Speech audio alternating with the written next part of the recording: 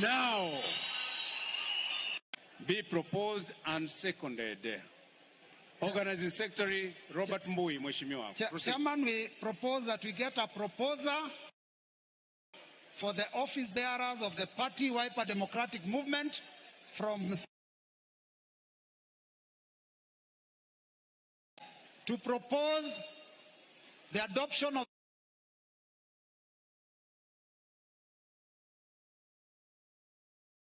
the agenda by neck of the party officials. A proposer from Central Kenya. Wako wengi, amekuja. Thank you, madam.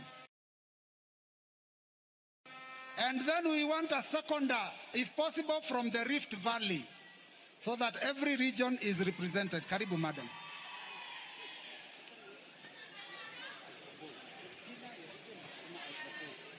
This is Purity Mudhoni Kashukia from Central Region, Murang'a County specifically, and I propose. Thank you. Thank you very much, Purity. We want a seconder, we have said possibly from the Rift Valley, a seconder from the Rift Valley. Thank you very much, karibu sana.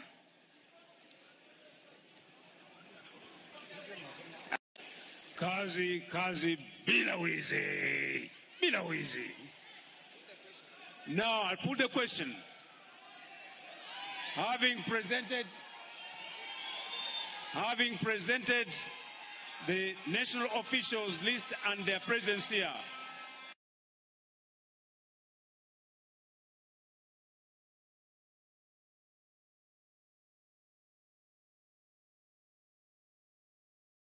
will as many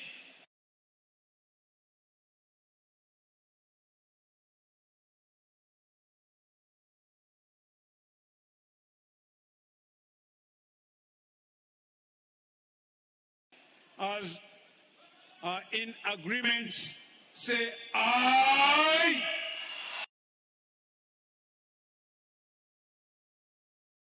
Aye. For as many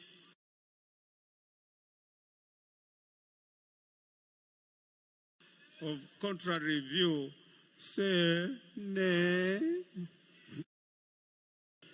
The ayes have it.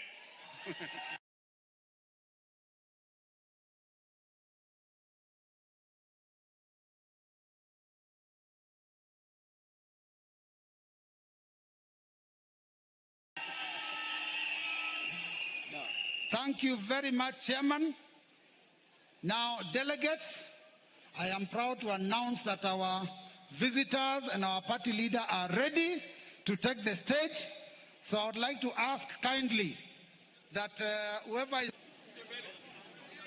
Haya, tupigwe tukiwa pale, pitieni hapa. Here, we, pitieni huku. Hiyo tujafungua njia bado. Hii mkeka si ile ya kawaida. I would like to recognize a team that is very special to the party. Wanasaidia chama sana kwa social media, and those are the foot soldiers of Stephen Kalonzo Musyoka kila kona ya Kenya hii. Wapigiwe kofi moja. You can see them in uniform, lakini wako all over the place.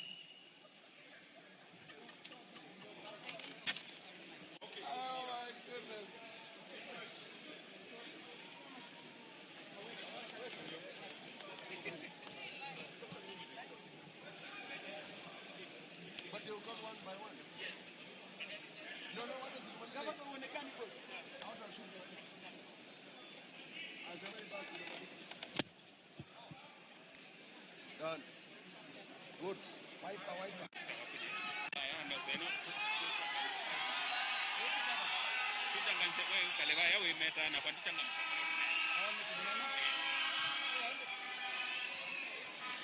Halo basi, wajumbe mko tayari?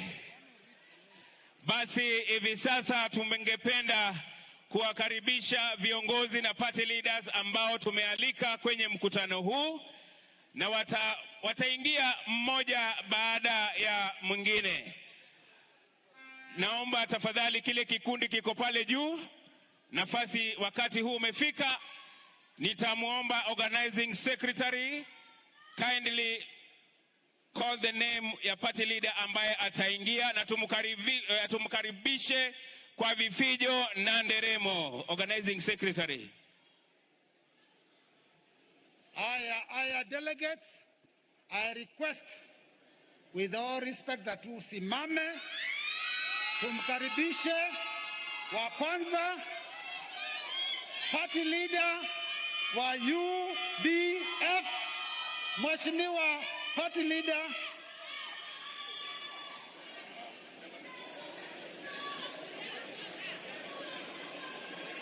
Cyrus Jirongo. Ningependa makofi na shangwe na vilegelegele of the One Kenya Alliance and Kenya in general. Tafadhali delegates wa chama tusimame tumkaribishe party leader UDF Mheshimiwa Cyrus Jirongo. Tumshangilie mpaka afike.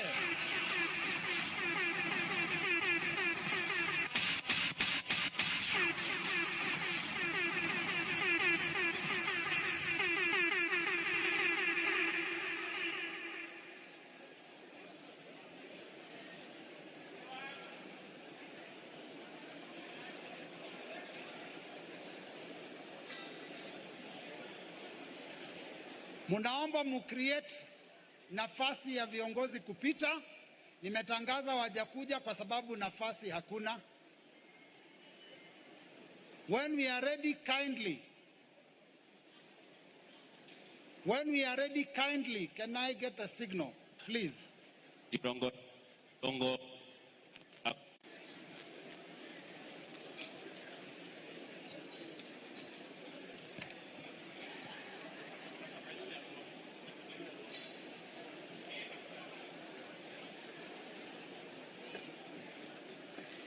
Wapatiwe nafasi mahali watapitia.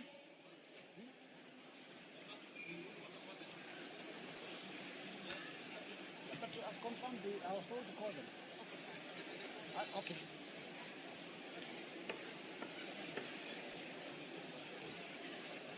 Tulie msubiri ni Mheshimiwa Cyrus Jirongo UDF. Wapi kelele? Shangwe na vigelegele. Patieni waipa.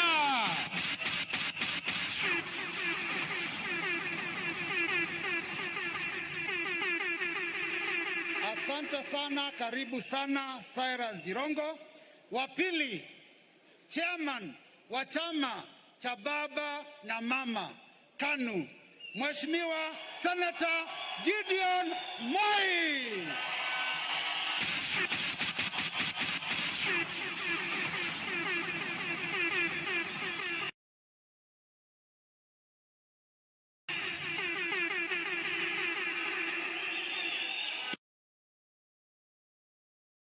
Hiyo kelele haitoshi.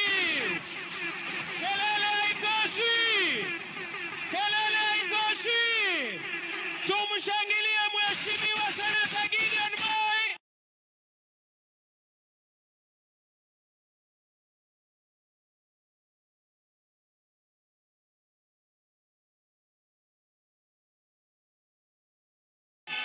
Ama ukipenda manigidi. Wapi kidole, tingisha kidole. Tingisha kidole. Chairman wa KANU.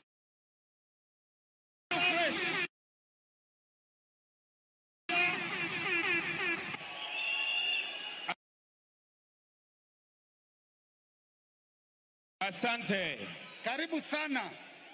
Watatu tutamkaribisha party leader wa Ford Kenya, Mheshimiwa Senator Moses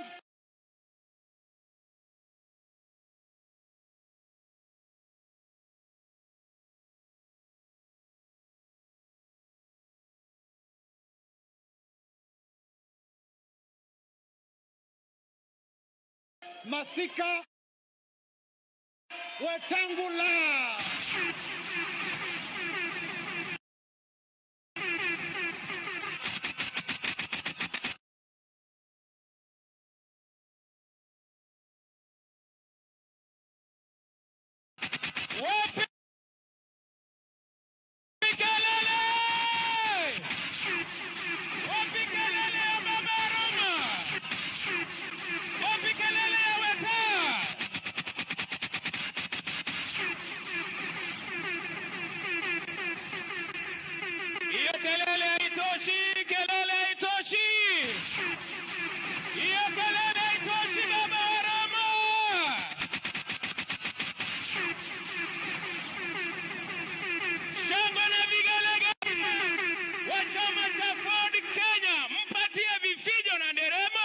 tusiendelee?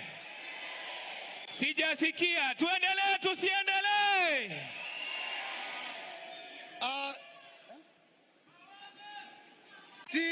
Kaluki Ngilu.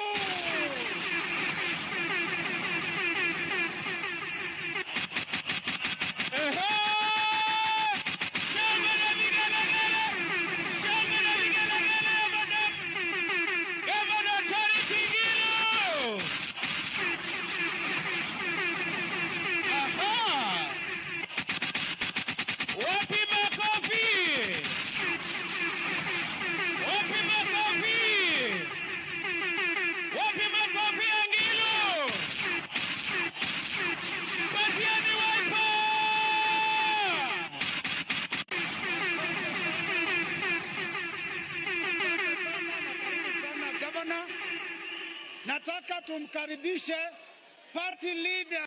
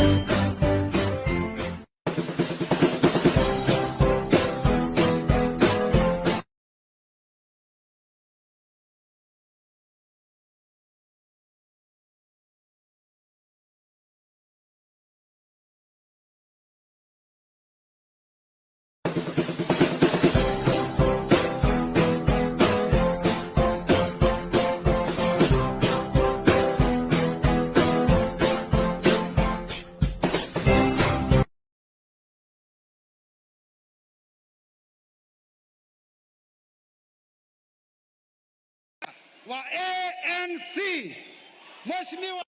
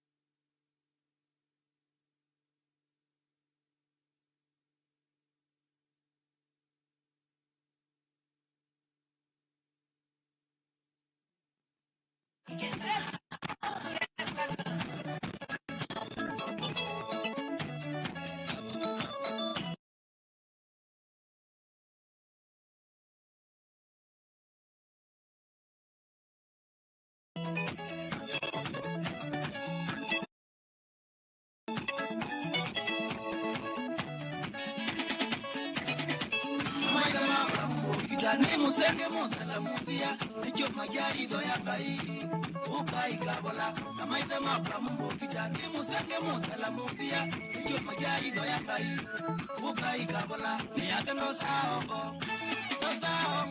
ni ateno saongo.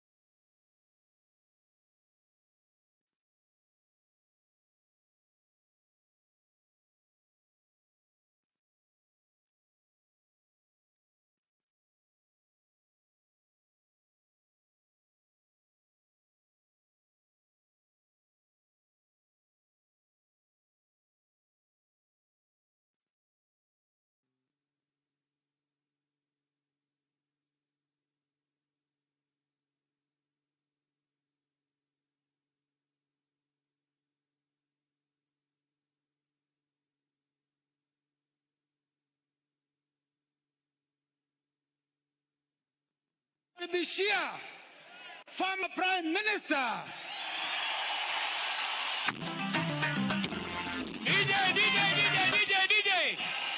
DJ, tulia na ngoma. Tulia. Wapi kelele ya mheshimiwa Raila Amolo Odinga? Raila. Wapi kelele? Odinga. Delegates, tunaomba mtupatie wiper.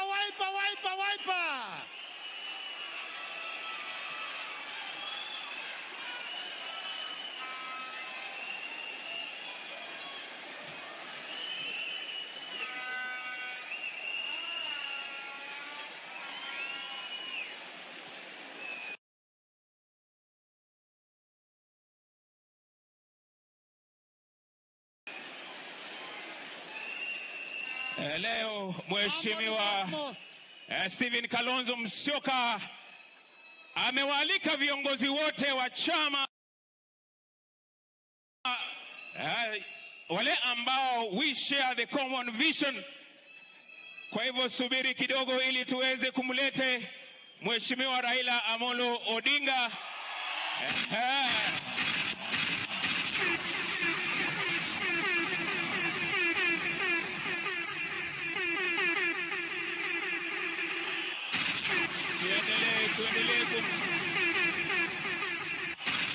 Tuendelee.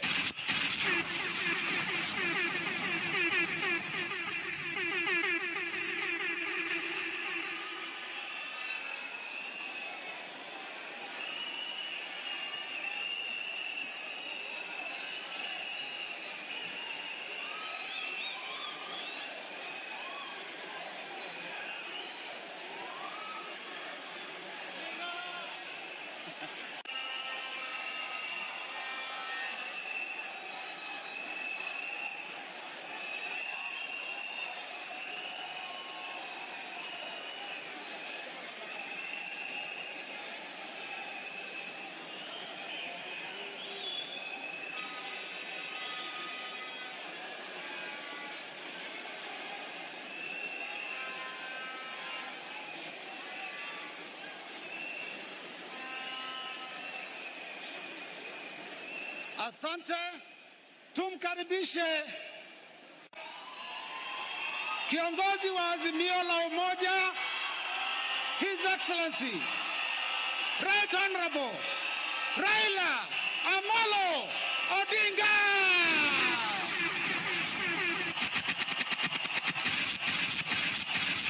Wapi kelele! Wapi kelele Mheshimiwa Raila Amolo Odinga? Tumukaribishe! Tumukaribishe kwa vifijo! Endelemo!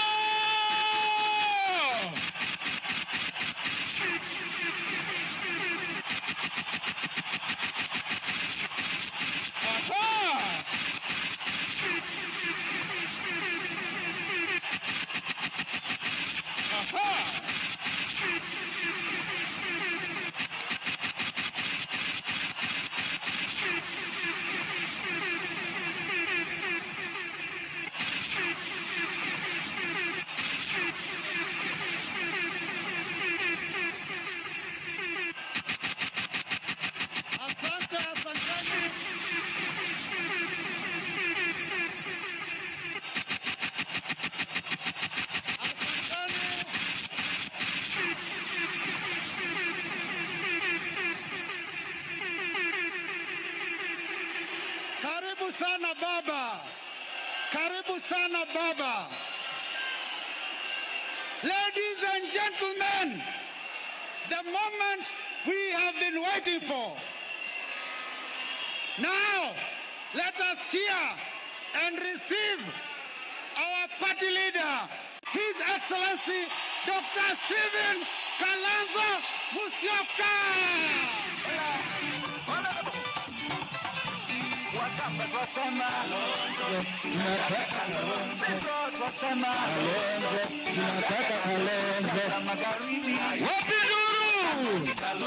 Wani wanasema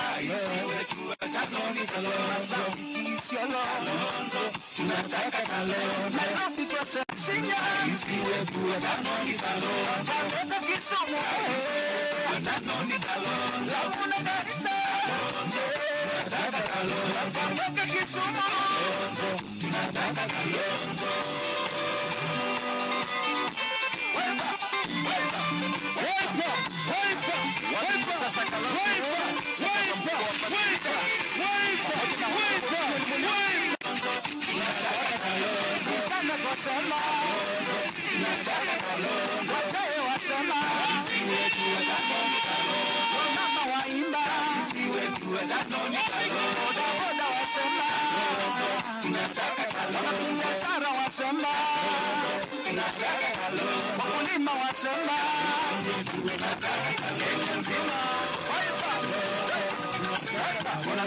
Kalonzo Musyoka wapi kelele mwenye busara DJ hiyo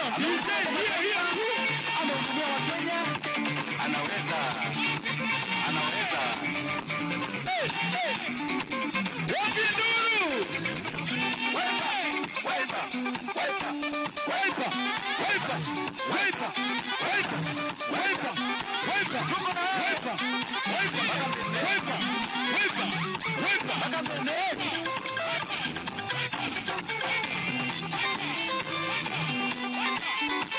nduru Kenya sauti moja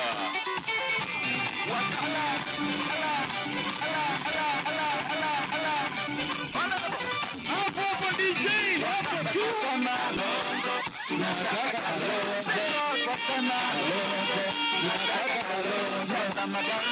isiwe tu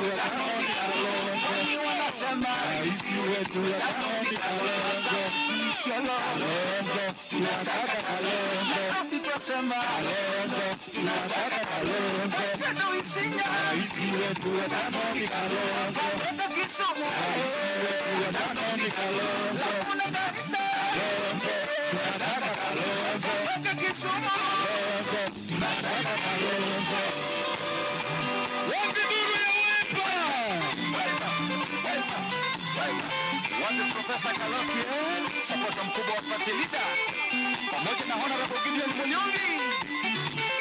nami Kalonzo, tunataka Kalonzo. Nana kusema Kalonzo, tunataka Kalonzo. Leo wasema wetu watano ni Kalonzo. Mama waimba wetu watano ni Kalonzo. Boda wasema Kalonzo, tunataka Kalonzo. Sara wasema Kalonzo, tunataka Kalonzo. Wakulima wasema wetu watano Kalonzo.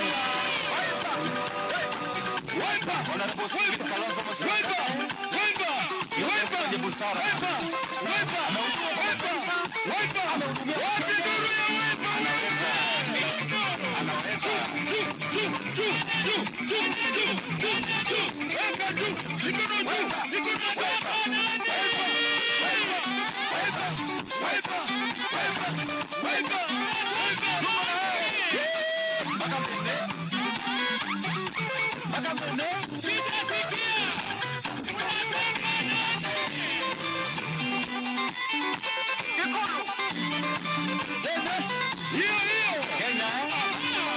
Sauti moja.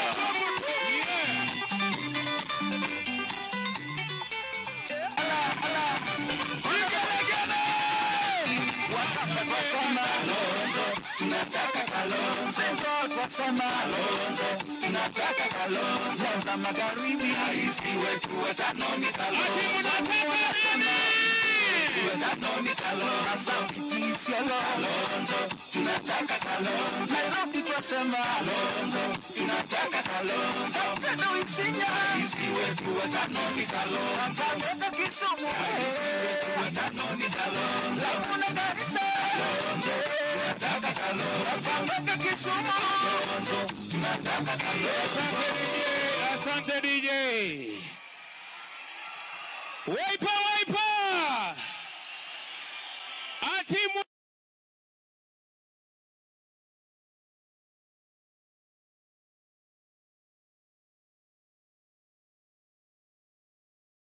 Munataka nani? Kalonzo. Munataka nani? Kalonzo.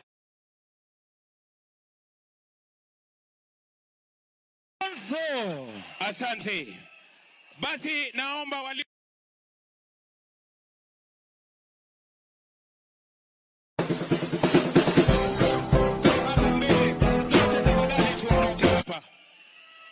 Naomba zote tulipo mbele, zote tuondoke, tupatie viongozi wetu nafasi waonekane. Kindly our ushers and security guys, tumakinike pale. Naomba tafadhali tuondoke zote. Naomba tafadhali tuondoke.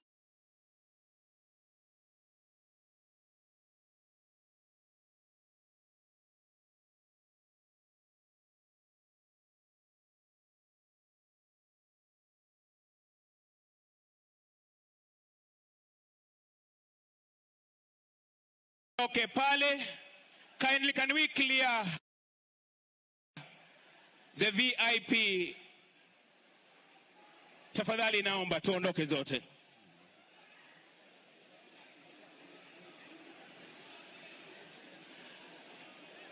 Basi kwa heshima kuu na taadhima, ukumbi huu umejaa viongozi wa taifa hili letu la Kenya, na kwa sababu hiyo naomba tafadhali zote tusimame.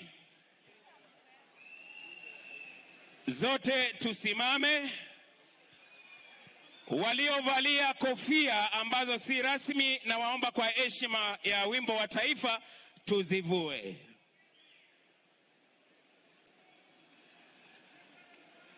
Basi wakati huu tukiheshimu wimbo wetu wa taifa, kisha baadaye tupate wimbo wa Jumuiya ya Afrika Mashariki, naomba tuweze kupata wimbo wa taifa.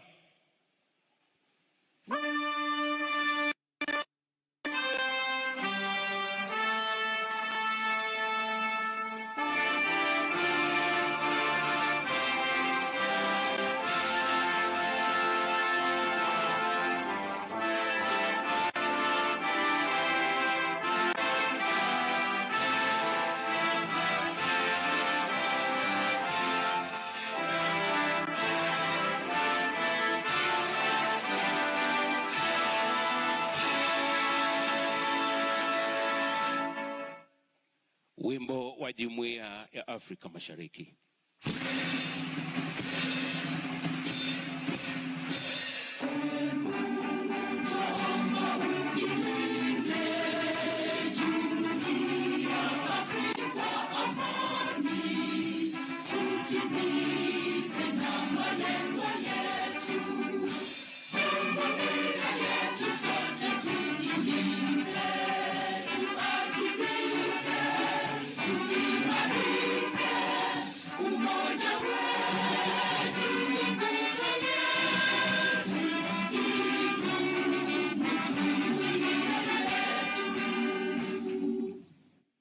Asante, naomba tuketi manake tulikuwa tumeanza na maombi. Wakati huu basi ningependa kumrudishia Mheshimiwa Organizing Secretary wa chama cha Wiper, Mheshimiwa Robert Mbui, ili aweze kuendelea kutoka hapo. Asante sana, Mwenyezi Mungu awabariki.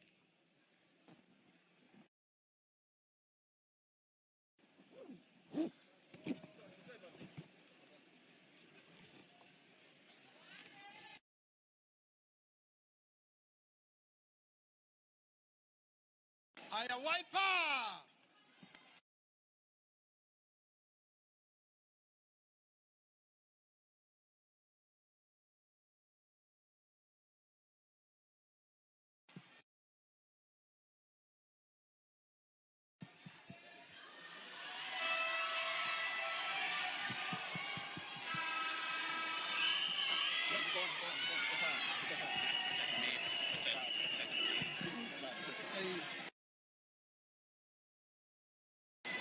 This is perfect.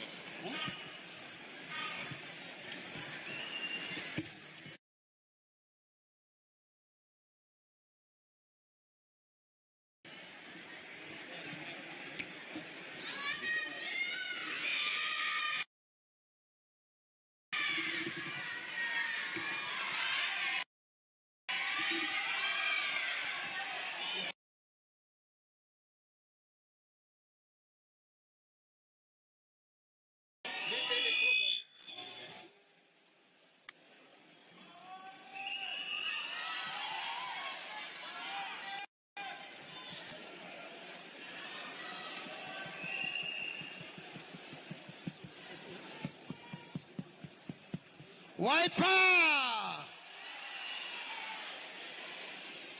Tujaribu tena kazi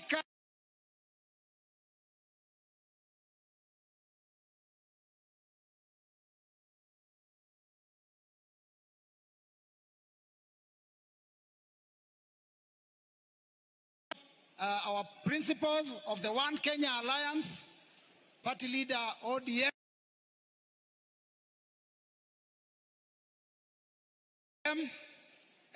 Secretary General, Jubilee Party. Your Excellency, our party leader, we had started our program. We were in the middle of the resolutions for the day today. I think the agendas have been tackled except one, which we said we shall hold until you get here. Your Excellency, the country is represented here in our NDC. We have done introductions already, but I'll point out to you that we have university students, Your Excellency. We have the young Wiper Democrats, the Wiper Women Democrats. We have delegates from all the corners of the country.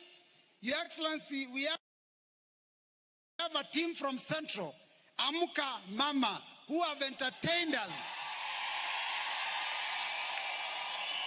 And Your Excellency, they told us they know how we shall all climb that mountain.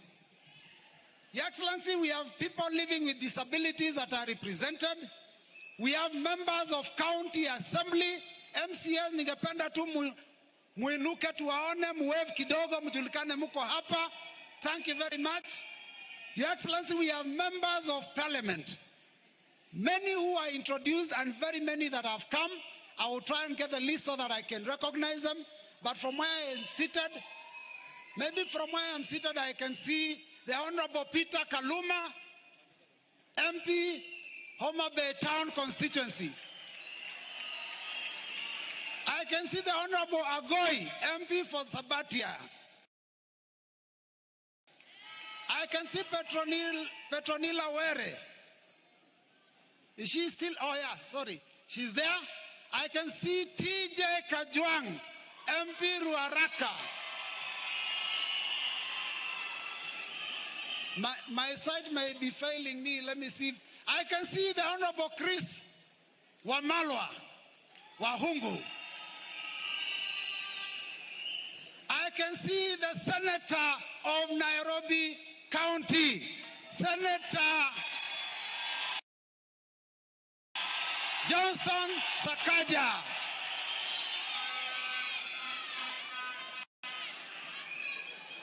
My eyesight may be failing because I can't see some people clearly, but I will recognize. We have the Member of Parliament for Embakasi South, Mheshimiwa Musili Mawadhe.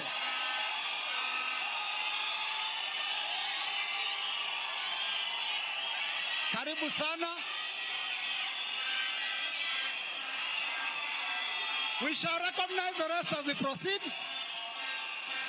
Your Excellency, we have aspirants from all over the country that are also here with the intention of vying for seats in 2022. Can we see our aspirants for the party? Aspirants for the party? Nani wengi?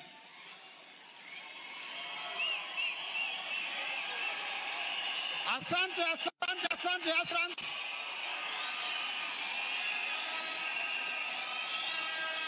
Your Excellency, those are the ones that are preparing to remove us from office in 2022.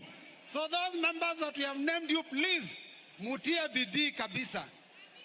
Tuko na Mheshimiwa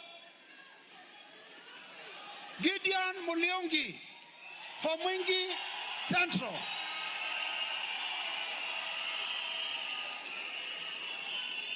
We have the women rep for Baringo County, Mheshimiwa Honorable Gladwell Tungo. Na huyo unajua salamu ni hii. Munatingisa, hiyo ni ile ya KANU. We have Senator Kwamboka of ODM. Senator Kwamboka, karibu sana. Your Excellency, we also have members of the clergy, and for those I would like them to stand, there are many of them. Please, members of the clergy, could you stand up to be recognized officially? Thank you very much for attending. Those are the ones that pray day and night for this movement. Your Excellency, we also have other teams. We have our 47 county coordinators. We have the foot soldiers for Kalonzo. We have Team Kalonzo. We have all those different groups. Now, Your Excellency, it is now to ask all of us to be attentive, because other than the entertainment we have done, we have also prepared a documentary for all of you to see the journey, where we have come from, where we are, and where we are going. Wale ambao wako na documentary, tafadhali mutuwekee.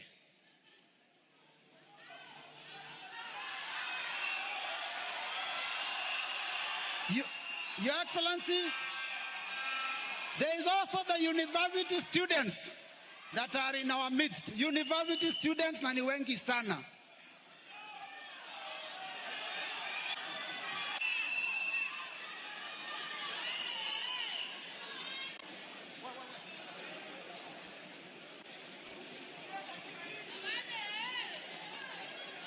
Your Excellency, there are very many other people that we've not recognized. Please allow me to just read out their names. Some of the members that I did not see earlier. We have the Honorable Member for Tiati, Honorable Kasait Kamket. Karibu sana Mheshimiwa. We have Senator Abishai of Kant, Honorable Captain Ruwait. I'd recognize Honorable Gladwell. I'd recognize Dagoy. The Honorable Tindi Mwale of Butere is in the house. Honorable Tindi Mwale. Honorable Tindi Mwale. He is around. Honorable Millicent Abudho. Makofi yake.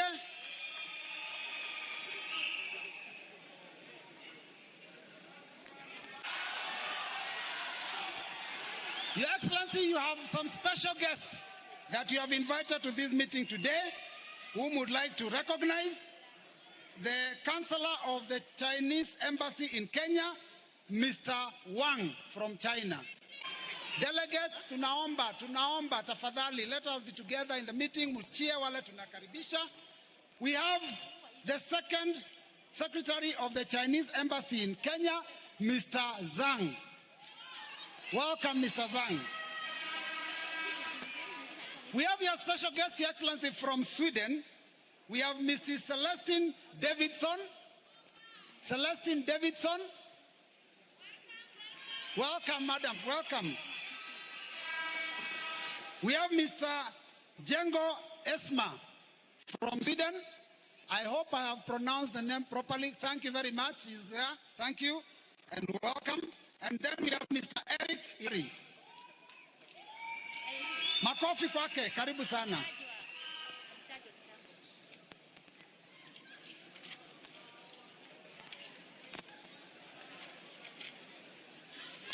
Your Excellency, I will request that we go to the documentary. I will still name the other special guests that are with us today.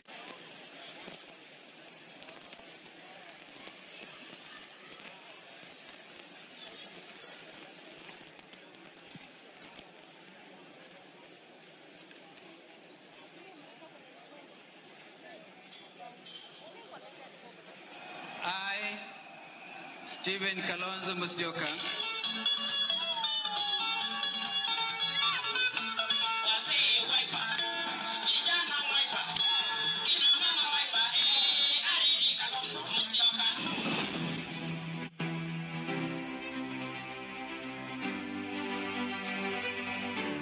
nimesoma chini ya mti nikiwa primary school. Tukisema 6.1% economic growth ni kwa mifuko ya kikundi ambacho kinajulikana Kenya hii. We are not right. Kwa hivyo imefika, ndugu wapenzi, ndugu wazalendo, imefika wakati sasa tuweke mamlakani serikali ambayo kwanza kiongozi wake atajua maana ya umaskini ni kitu gani.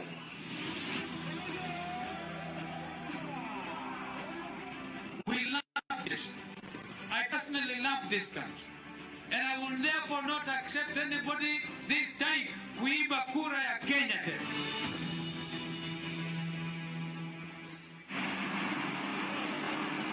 The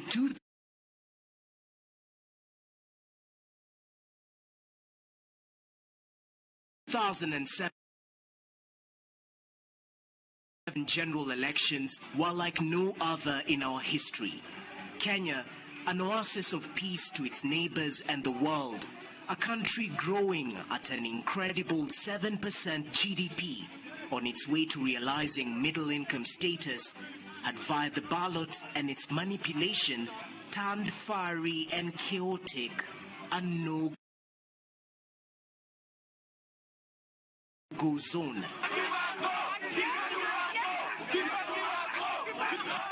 More than 1,300 people were killed in the post-poll skirmishes and thousands of others displaced before a political truce was signed.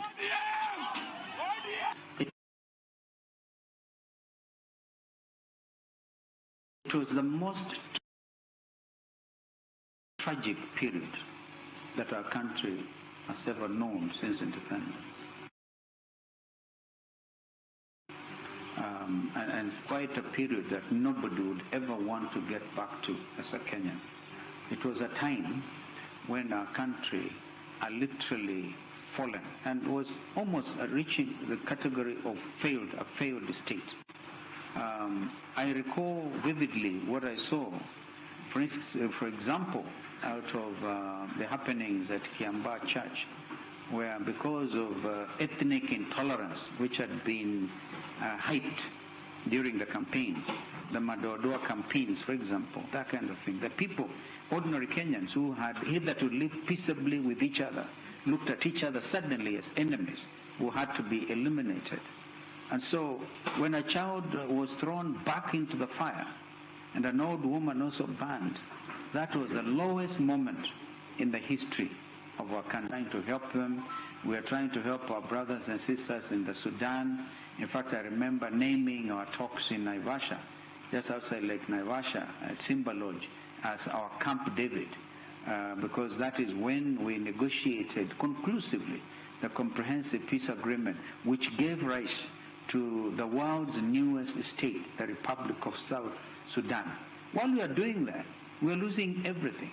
We are losing everything. So it was something that should never happen. I pray to God, and God listens and hears prayer. From its spectacular landscape, the earth-splitting force of the Great Rift Valley that was formed more than 20 million years ago, to the jaw-dropping peaks of Mount Kenya, to the azure waters and powder-white coastline, to close encounters with the Big Five, that is lion, elephant, rhino, leopard and the Cape buffalo, to the home of the world's most visible natural cycles, that is the Great Wildebeest Migration, to the incredibly rich biodiversity and people who converse in over 60 languages, Kenya had for the longest time been the haven of tranquility, the leading safari destination in the world, its human resource, the envy of Africa.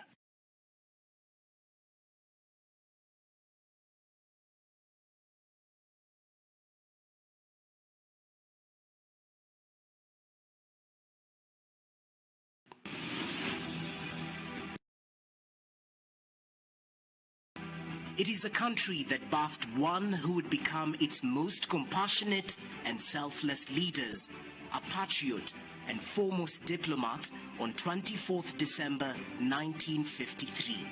Stephen Kalonzo Musyoka. I was not born in a hospital.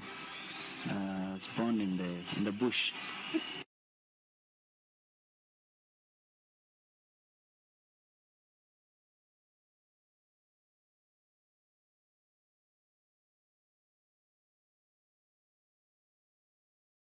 And I therefore grew up like a normal kid, looking after goats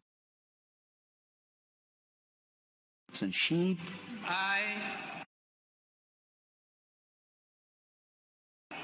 Stephen Kalonzo Musyoka. And it is this home Stephen Kalonzo Musyoka rescued from fire on 9th January 2008 when he was sworn in as President Mwai Kibaki's third vice president. It was the truce that led to the formation of the Government of National Unity. On his relationship with the... So when, of course, it became now necessary for President Kibaki to reach out to us as ODM Kenya, his party was PNU, the country was burned.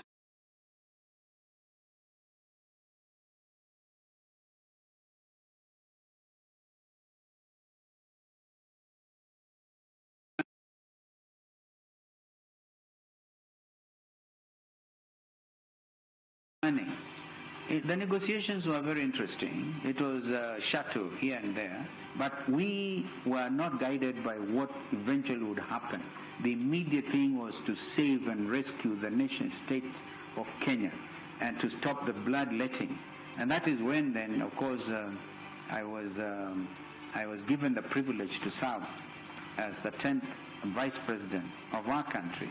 Not appointed by Kibaki, but negotiated position. It was the first negotiated position and the first coalition before the Kofi Annan-led talks that brought on board our friends from ODM. Yeah. Before ODM came in, there was a coalition between PNU and ODM Kenya, which stopped the bloodletting. And Kenyans should be able to remember that. If that had not happened, even Kofi Annan and others would have come in too late. The country would have fallen off, and I don't want to claim credit, But it is important to record our history and accurately, and sometimes to reflect a little backwards and ask ourselves, what would have become of Kenya if Kalonzo did not join with President Kibaki to rescue the nation? On his relationship with the third president, Kalonzo had this to say. You're a Democrat. You have weathered a lot of turbulence so far for the sake of all of us in this country. President Kibaki was an amazing person. He really was so good. He made everybody feel at home. You remember his clarion comments sometimes like enjoy. Yeah, even when difficult moments are facing us, enjoy, relax. But of course, at other times, he would use tough language like something yakuku, all right? But that was him. Even then, you know, in an African president, sasa tumsaidie tumpeleke mbele. That people felt he had endorsed me, and they went all over the newspaper rooms and recordings to try to pull that up. That was Kibaki and as he was. But of course he had himself an illustrious history. Very successful Minister for Finance during the First Republic and even I think after. And minister that one time even I remember the American publication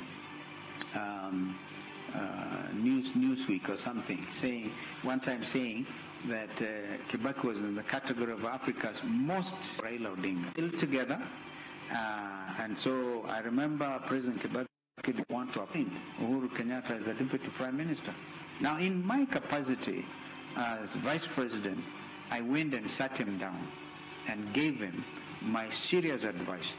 He looked at me, and although he didn't answer, Uhuru became Deputy Prime Minister because he would listen to sound advice. So for me, working with Kibaki and Raila in the Grand Coalition arrangement, our commitment to Vision 2030 also was evident. We even were able to identify some of the flagship projects, but that was Kibaki, and he would listen. But sometimes he didn't also want anything named after him. I've always wondered why. Yeah, because Ambassador Muthaura, head of the public service, comes to me and he says, this wonderful piece of infrastructure funded by African Development Bank, the Thika Superhighway, is so magnificent and so amazing. Why don't you ask President Kibaki to accept that we name it after him, like Kibaki Superhighway? Oh, I was good. It's a good thing. So I went, we had coffee with Mzee Kibaki in his Harambee house office, and after that I introduced the subject. And so President Kibaki looked at me and he said, Vice President, na huku hii barabara inaenda, hakuna jina. That was the end of the discussion. That was Kibaki for you. And of course in his retirement, I'm quite sure he knows that his Vice President served him with a sense of loyalty and commitment, both to himself and to the country. And I think it is important that if you have a boss, like what has been happening in Jubilee is completely out of order, unacceptable.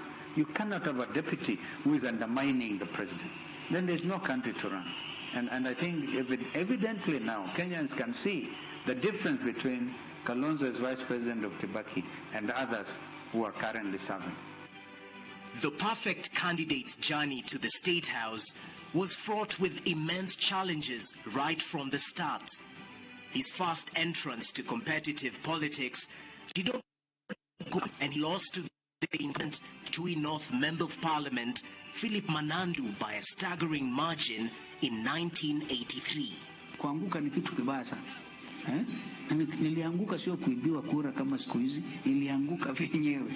Ya, kashindwa kapata 10,000 zangu 3,166. Na aliyetushinda alipata 16,000. 2 years later, an unfathomable tragedy resulting in the death of Manandu opened the political doors for Kalonzo.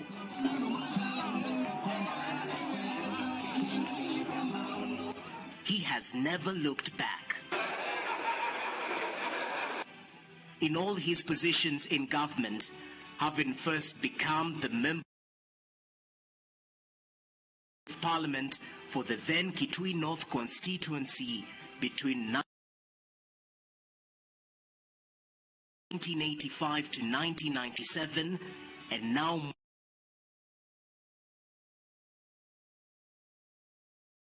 Mwingi North constituency between 1997 to 2013, Stephen Kalonzo Musyoka's name has not been besmeared with allegations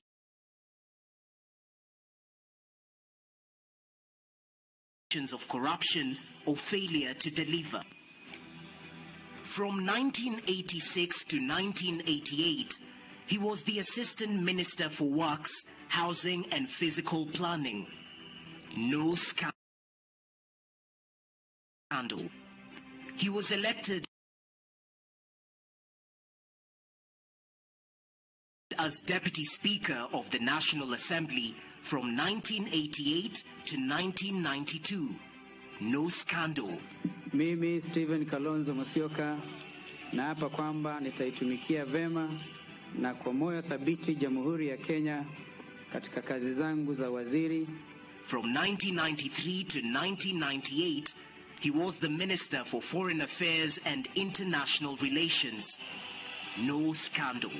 Stephen Kalonzo Musyoka naapa kwanza From 1998 to 2001, he served as the Minister for Education and Human Resources and Information.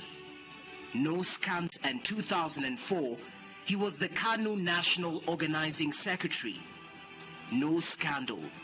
When NAC came to power, he was assigned the ministerial portfolio and 4. No scandal. From 2004 to 2005, he served as the Minister for Environment and Natural Resources.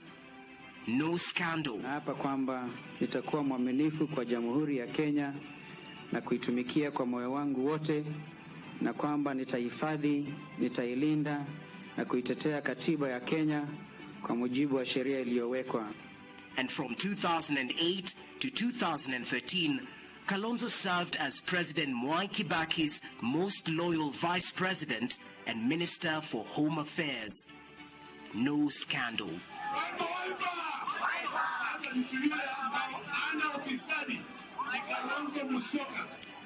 It is instructive that not since Stephen Kalonzo Musyoka's tenure has there been a substantive Minister for Home Affairs, nor has there been an assignation of the same portfolio by two different to arbitrating in the Democratic Republic of Congo, DRC, and leading election observers delegations in Africa.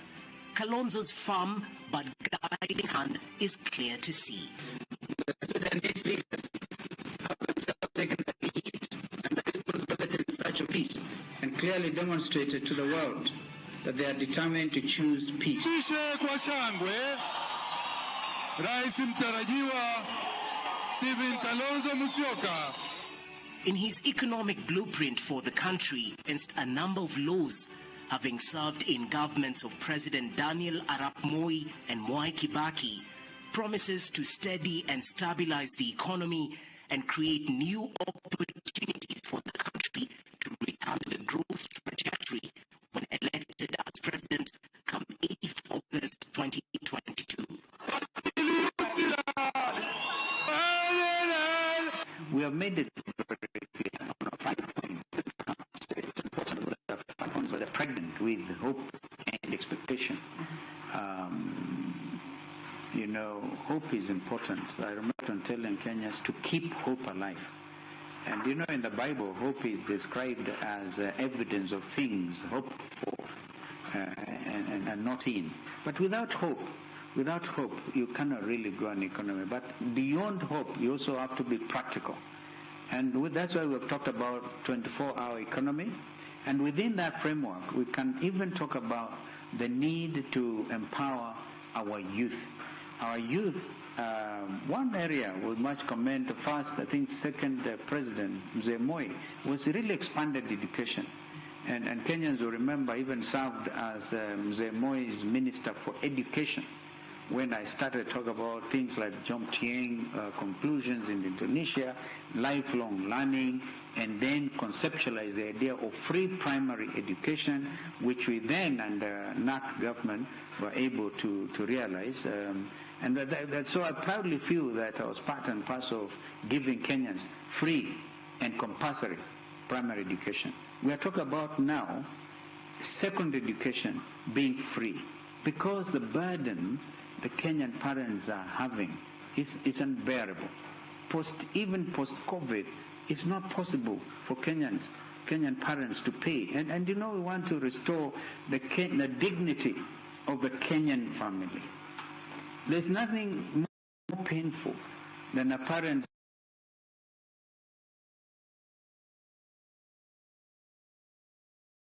seeing a student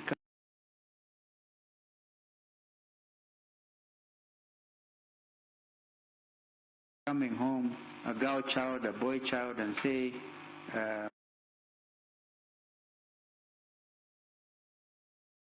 Mom, Papa, I've been thrown out of school because of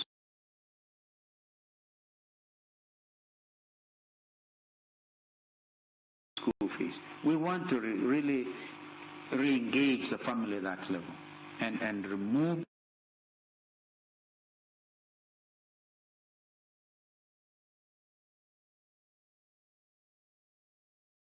the burden, because it is doable. So free primary, free secondary education.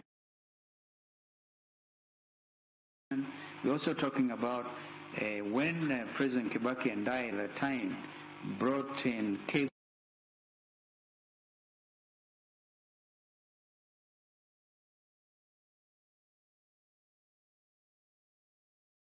connectivity, fiber connectivity,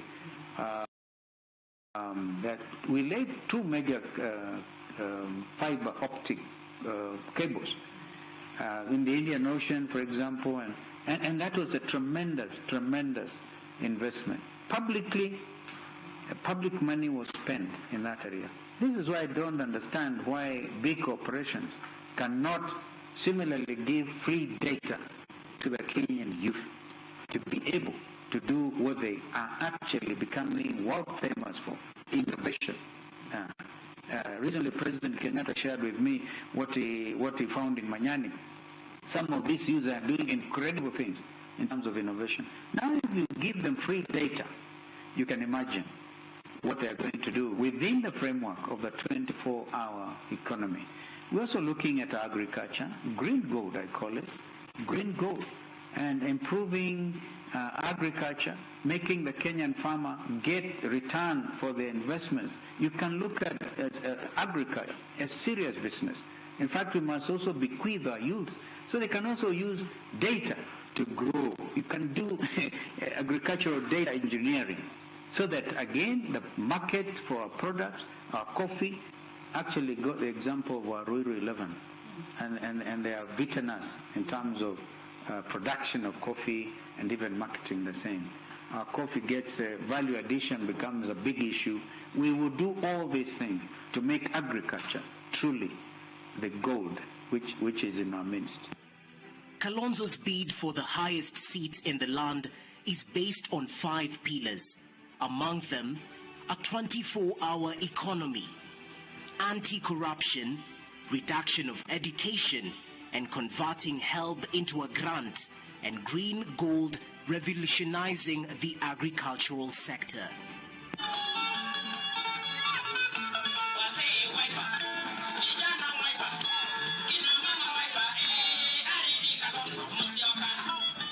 As the presidential election draws near, voters must choose which qualities they will look for in the candidates.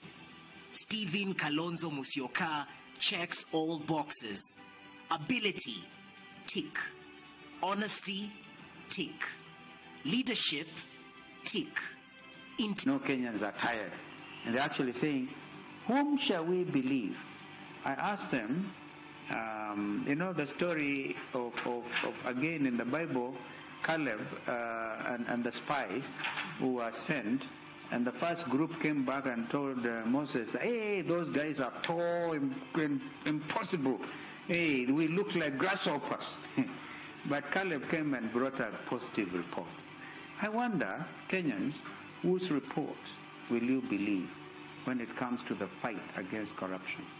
And whose report will you believe when it comes to credibility of leadership, integrity, so that when we say we are fighting corruption, you will believe our report?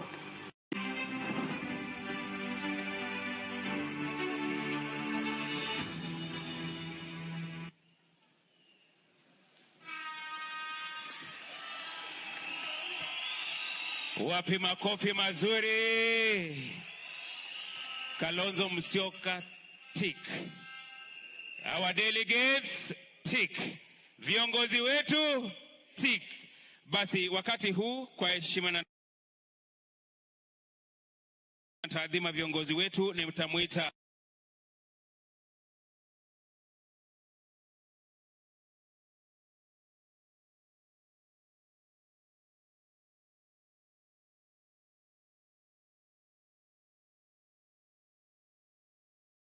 University of Nairobi, Faculty of Law, Brian Owiti and Virginia Walinga for a narrative.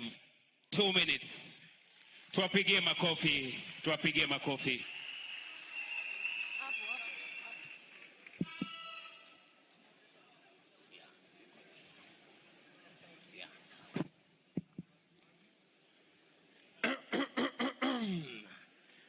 When Masaku started his journey from the Mboni Hills, he was consecrated by the religious leaders. Itumia Ma Itembo. And that is why we have to start from the beginning. In the beginning. In the beginning. When the earth was void and formless, God said, let there be light. And immediately, light of all creation. And gave him dominion over all the citizens and the society as a whole. As a society, we are proud of your achievements. And that is why we decided to come here once more with a letter to perform in front of you. Dear seniority, it is with utmost concern that I write this letter. I hope you are well. I know that if you are not well, I cannot help. But I just had to ask to make this letter look official. Ever since the days we were born, we have always seen you on TV, and you have been our inspiration. And just like Britam, we always felt insured every step of the way. With the help of Mr. Peter Marangi, we crowned you and painted your face in all the walls of Kenya. And with their help, as a man free from all political propaganda. Like a fruit, very fresh, yenye haina maganda.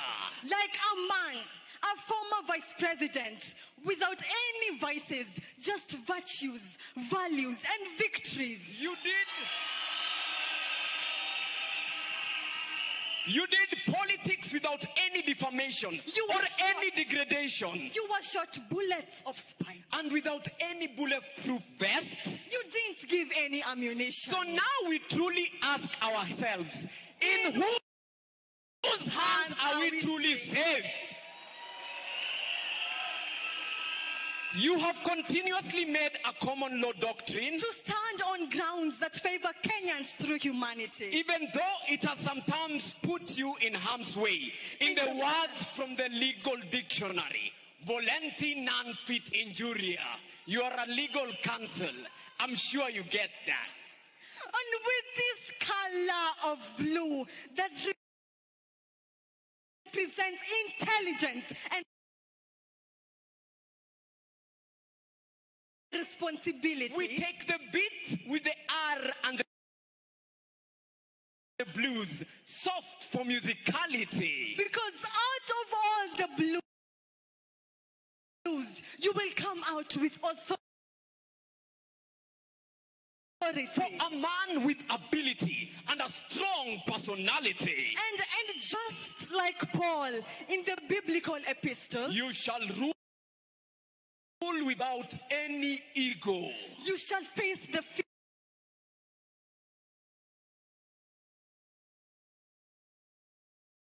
fears of Shadrach, Meshach, and Abednego. For thy is the kingdom,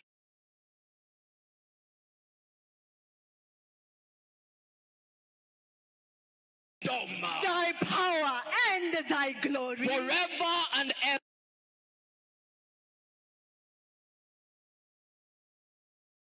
ever, inshallah. And since this is a short letter to you, we decided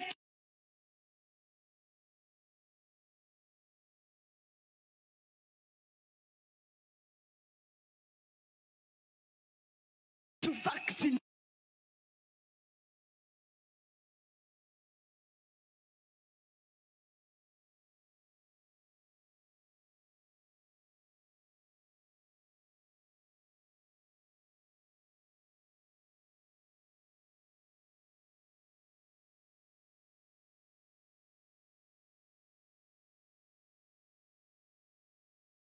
You with words of wisdom. If you continue to treat these elections normally, these elections will treat you abnormally. Yours faithfully, Silas Brian Owite and Virginia Waringa from the University of Nairobi, Faculty of Law, Society. And before I forget, we have a show, a play from 3rd to 5th of December, the SM Otieno case in the University of Nairobi Taifa Hall. Kindly, you are all invited to come and watch this play that is scheduled from the 3rd to the 5th of December.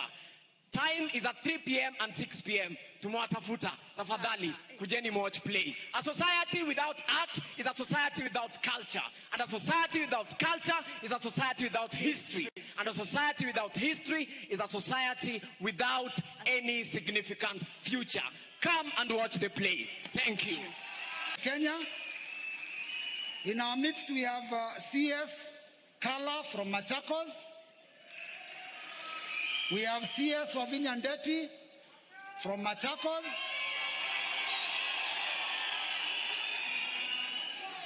Party leader, allow me to also recognize the team that was a coordinating team led by Engineer Gideon Mulyongi. Thank you for an excellent job. I would like to also recognize the presence in our midst, because 5 years ago, Your Excellency, we were here and we had a different.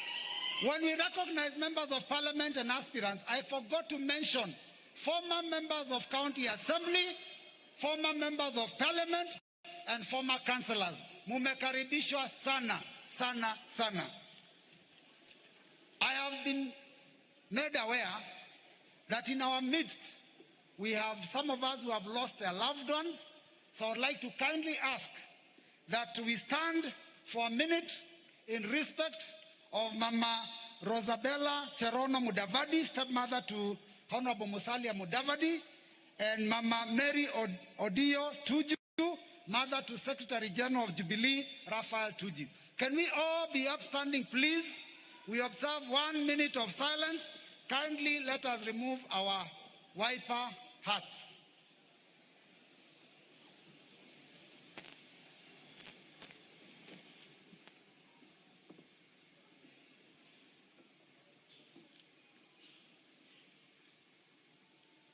Thank you, delegates. You may be seated.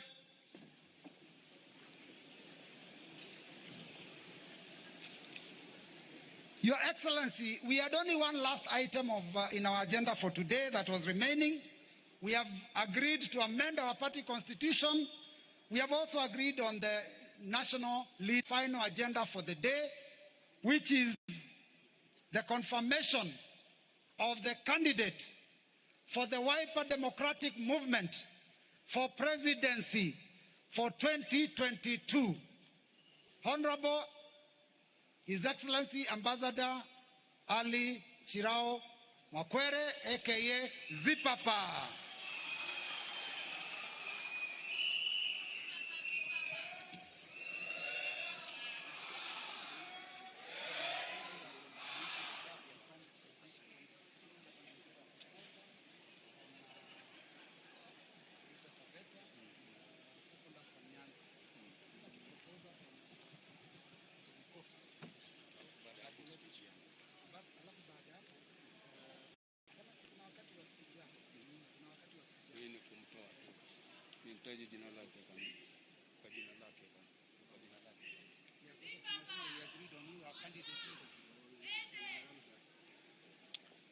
Democratic leaders of all friendly parties present, my colleagues, delegates of the Wiper Democratic Movement, and all distinguished guests, ladies and gentlemen, we have moved to the third item of our agenda, which we approved an hour and a half ago. In that agenda, we were going to confirm who our presidential candidate shall be.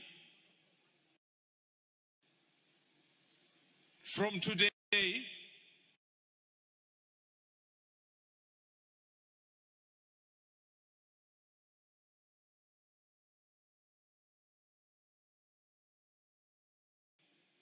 all the way to the time when he becomes the president of this country,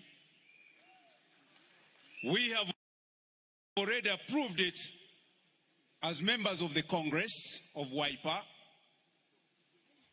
It is now my privilege and honor to mention the name again and then invite somebody to propose what I'm going to mention to you as a presidential candidate, and another person to second, and then after that, you'll hear me as the national chairman of Wiper.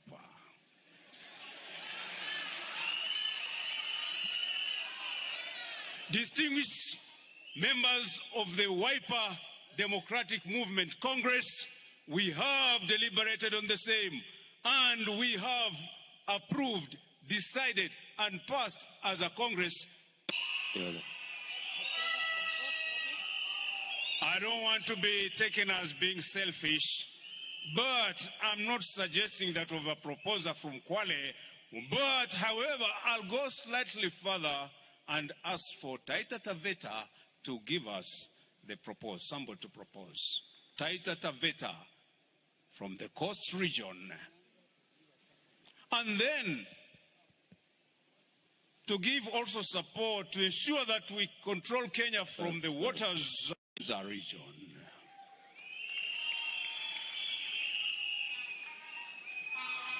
My name is Peter Shambi from Coast Region, Taita Taveta County. I propose. Thank you. Wiper! Kazi, bila wizi. I'm now inviting a delegate from Nyanza region to come over so that from one end of the country, the east, and the other country from the west, we all have the same position, thinking, and decision. Second from Nyanza, please.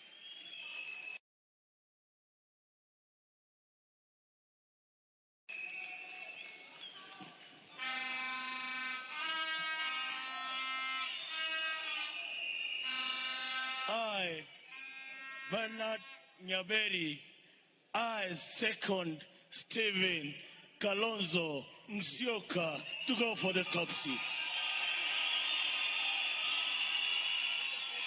Now I put the question. I put the question in my capacity as the national chairman of Wiper. Will as many of the same opinion say aye?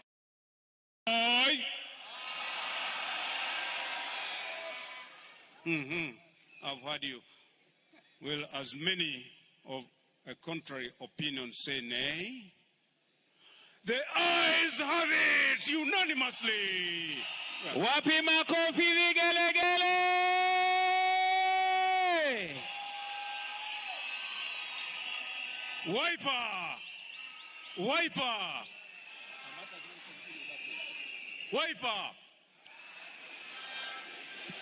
Wiper!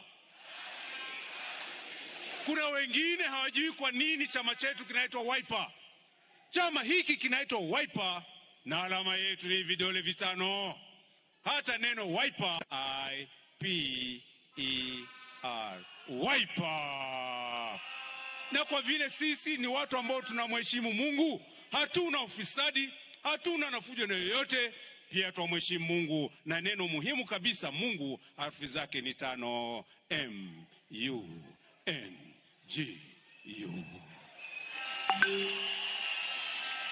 Na pia twajua kuwa kati yetu hapa kuna Wakristo wengi kweli kweli. Wiper herufi 5. Jamani, na Jesus je? J-E-S-U-S.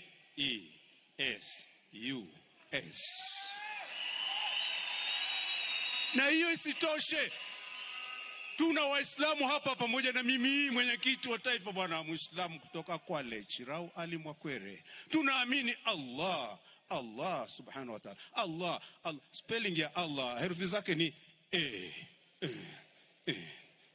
Isitoshe jamani, isitoshe. Wajua kuna nini tena? Hawa vijana wakimuona party leader wetu ambaye ni presidential candidate wa Wiper kwa mwaka ujao achukue urais, vijana wanamuita hawa vijana wa university na hawa young Wiper Democrats na wengine wote wakimuona ambia Uncle Steve.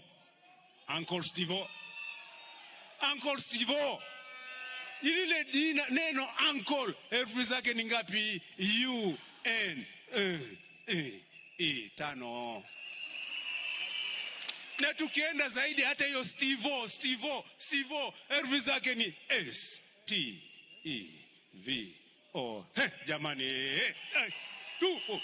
Wiper. Basi hiyo haitoshi, bado tuendelee jamani. Unajua kula na kuenda ni kwetu State House. Uncle Steve, State House, Wiper, Allah yuko, Jesus yupo na kula na kuenda State House. Neno state, hebu lispell kidogo hilo. S-T-E-A. Asante Wiper. Basi hapo pia sio mwisho. Na hili neno house, state alafu house. Hebu niambie, house, H.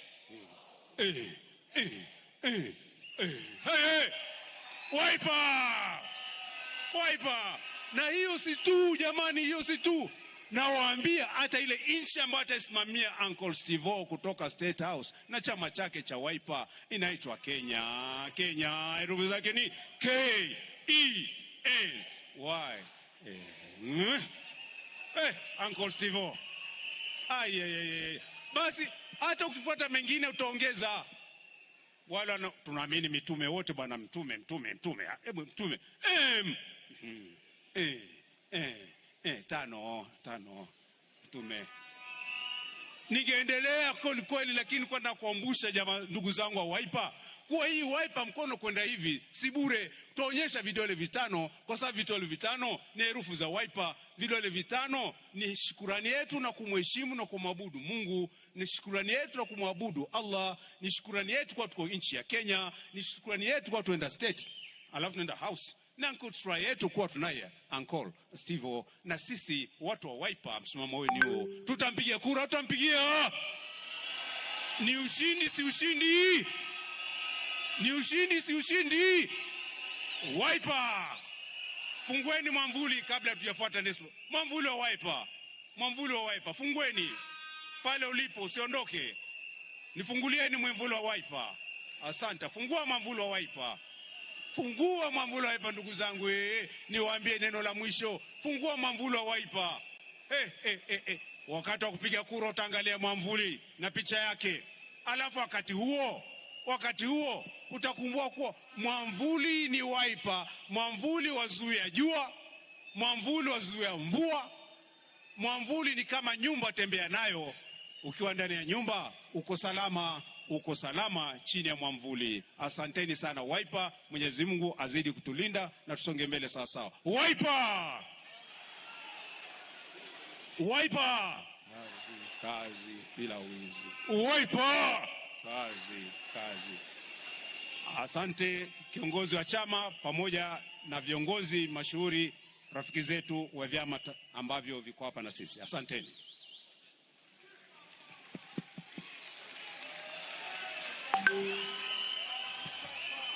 Asante sana chairman wa chama. Your Excellency, with your permission, I would like to recognize in our midst the chairman of the Kikuyu Council of Elders, Mr. Mugwe Wanjohi, and his team. Tafadhali tuwapigie makofi Kikuyu Council and his members. Thank you, asante sana. Your Excellency, now that we are finished with the agendas for the day, I would like to invite our newly elected Secretary General in order to read for us the resolutions of our National Delegates Congress. Karibu sana, Mheshimiwa Shakila Abdallah.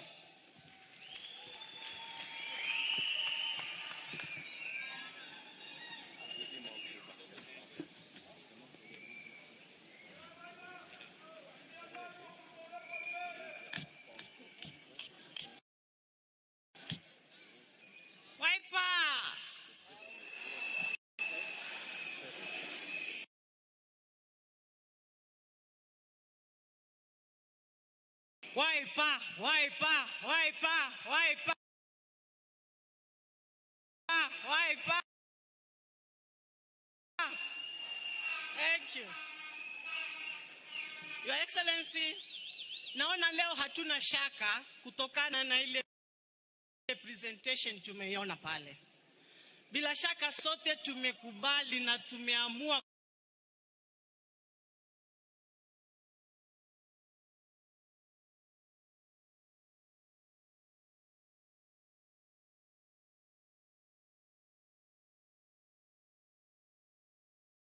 kwa kauli moja. Kalonzo ndiye nani? Kalonzo ni nani? Asante sana. Bismillahirrahmanirrahim. Shukurani zangu za dhati kwanza ni kwa Mwenyezi Mungu. To my party leader, His Excellency Steve Kalonzo Musyoka, other political leaders, and distinguished and attractive delegates. It's my great pleasure to welcome you to Wiper Movement Convention here at Kasarani. As we all know, Wiper Party is a party of choice that values the principles of democracy, equality, transparency, peace, and freedom.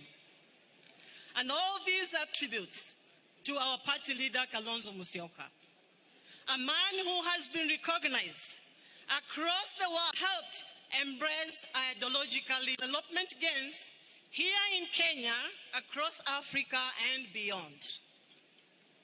Fellow delegates and great citizens, because of his noble quality, Steve Kalonzo deserves to be given a chance to govern our great country, Kenya, come 2022, inshallah. We know that, Your Excellency, you have tremendous energy and wisdom. We know that you have great, and we are giving you a chance to carry the mantle and take us to the land of milk and honey, a land full of opportunities to the youth and women of this beloved country.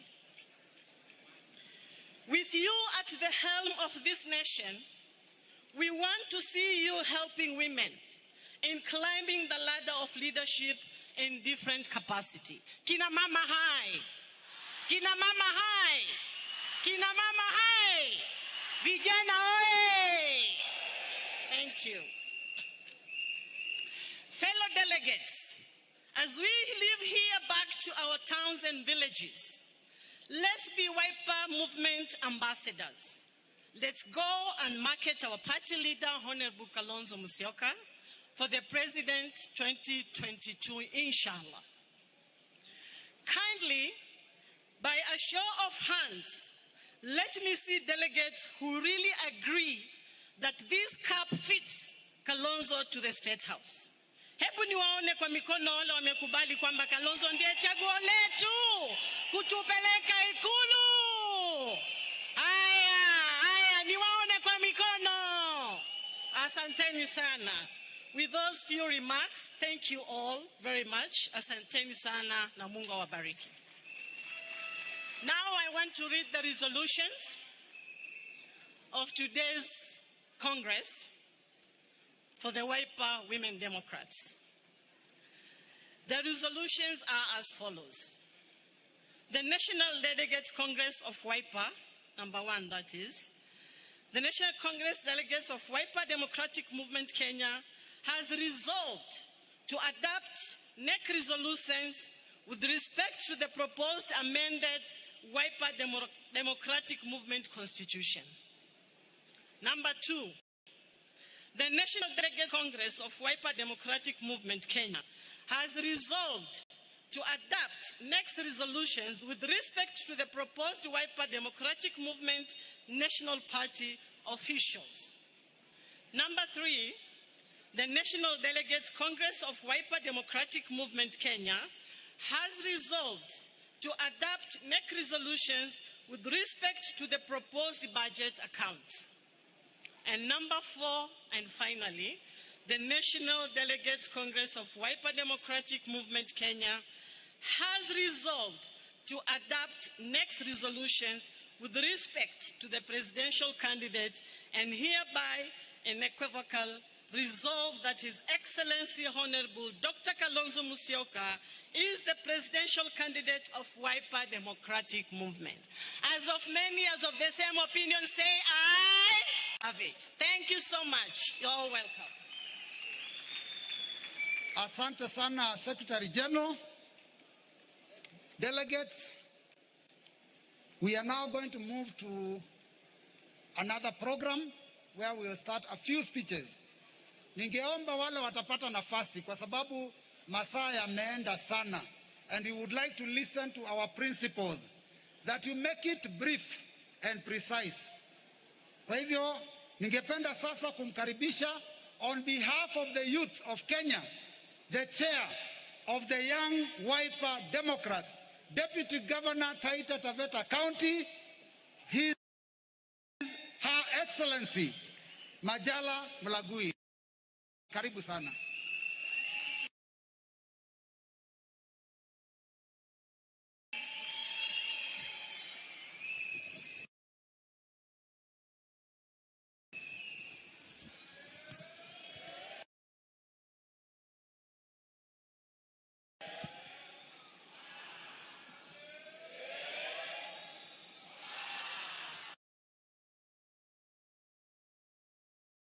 Asanteni. Pwani Pwani ya Nairobi mpo. Nairobi Nairobi ya Northeastern mpo.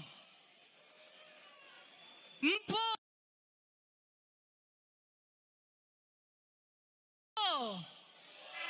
Northeastern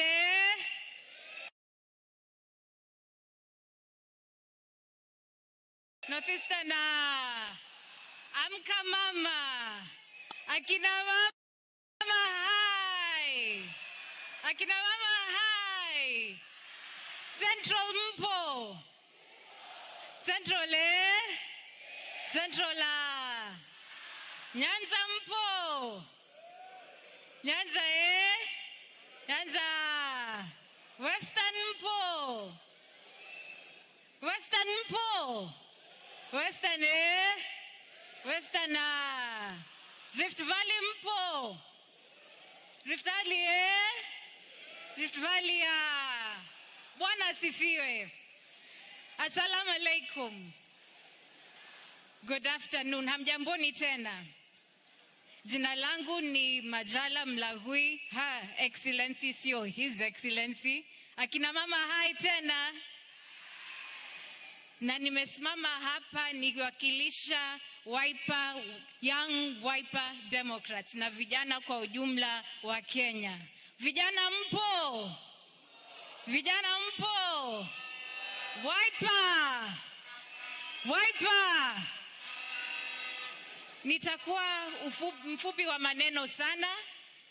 My party leader, His Excellency and former Vice President of the Republic of Kenya, Stephen Kalonzo Musyoka, the former Prime Minister and ODM party leader, the Right Honorable Raila Amolo Odinga, KANU party leader and Senator for Baringo, Honorable Gideon Moi, ANC Party Leader and former Vice President Honorable Musalia Mudavadi, Ford Kenya Party Leader and Senator Bungoma Honorable Moses Wetangula, UDF Party Leader Honorable Cyrus Jirongo, and honoring the presence of Jubilee Organizing Secretary Honorable Raphael Tuju and Secretary General of KANU, Honorable Nick Salat, and without failing to recognize very specially the Governor of Kitui, Her Excellency Charity Ngilu, as well as my fellow Deputy Governor for Tharaka Nithi County, His Excellency Francis Kagwima. Regional leaders, the party chairman, His Excellency Ali Chirao Mwakwere, the new Secretary General, Honorable Shakila Abdallah, regional to our Wiper National Delegates Conference from the Young Wiper Democrats. I'm honored and overwhelmed with gratitude to stand before each and every one of you today as the chairperson of the Young Wiper Democrats of Kenya, the Youth Assembly of the Wiper Democratic Movement. Allow me to say that as a party member, I strongly subscribe and believe in, as well as appreciate, our NDC that accords each and every member of our party the opportunity and democratic space to have a say and stake at various decision-making powers vested in each one of us. I want to sincerely thank this perfect emulation picture to each and every one of us. No scandal. Kazi, kazi bila. Kazi, kazi bila.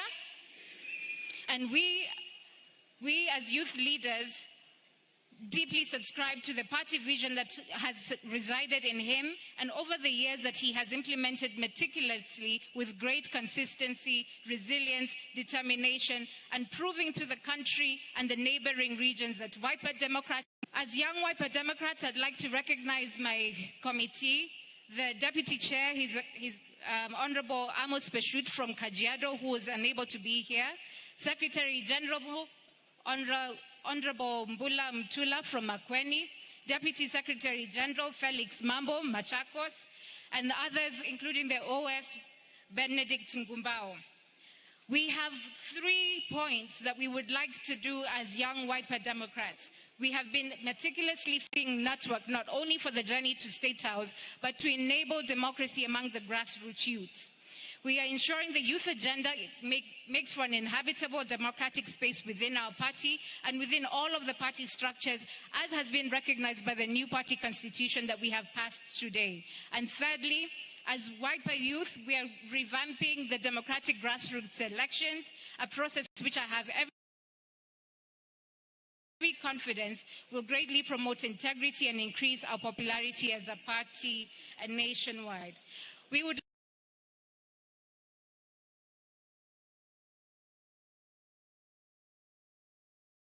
say, as an incoming government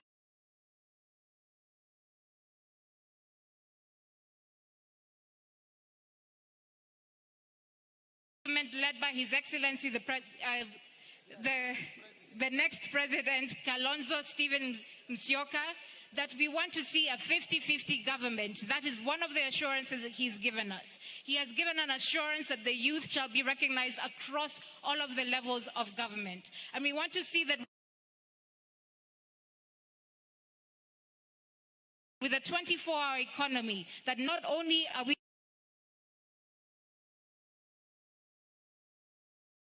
upgrading our economy, that we're actually upgrading education. TVETs will be better. We shall look at making sure that our university students are more supported than they currently are.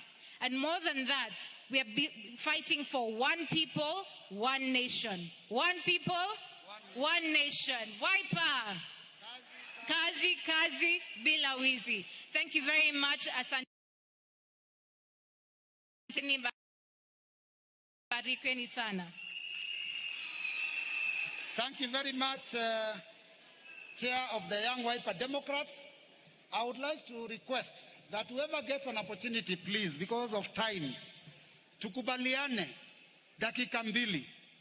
Delegates, I want to put that to question. Tumekubaliana dakika mbili until we reach our principles. Sawa sawa. So whoever gets an opportunity, nikikukaribia tafadhali unawacha story. And let us not go into salutations, tumesha salimiana. I would like to invite, on behalf of the women, the chair of the Wiper Women Democrats, also Women Rep Makueni County, Mheshimiwa Rose Museo. Karibu sana.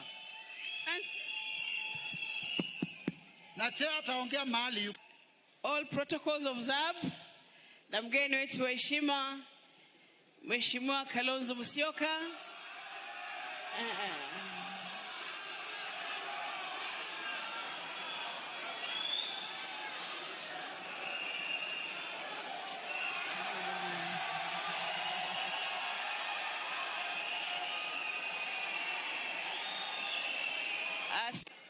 Asante kwa furaha tulio nayo.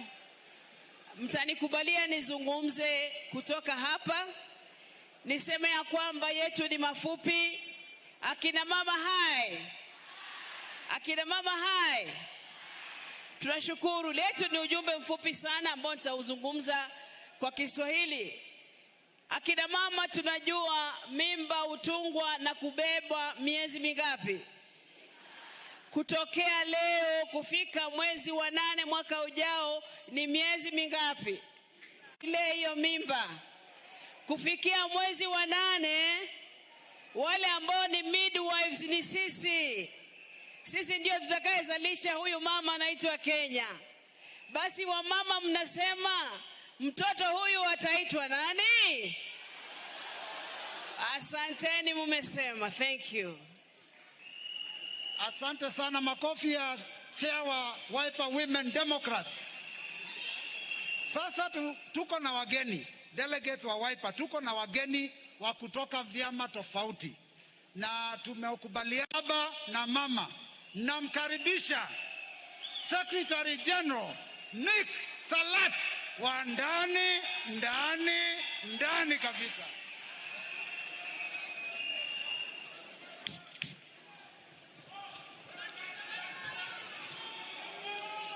Wiper!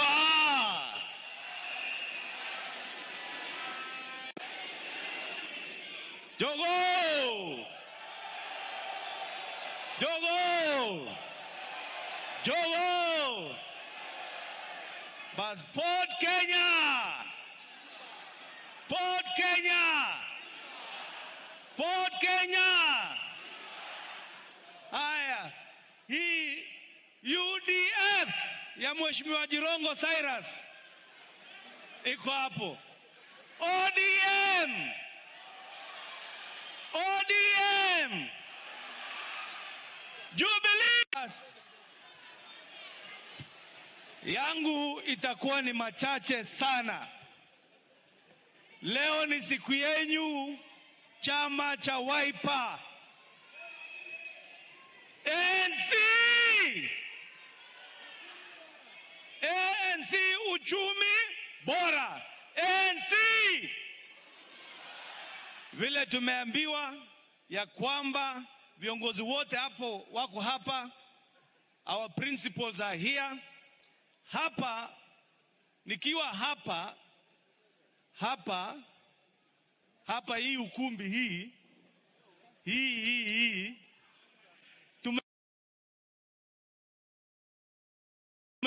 tumekuja hapa kama chama cha KANU mara mingi,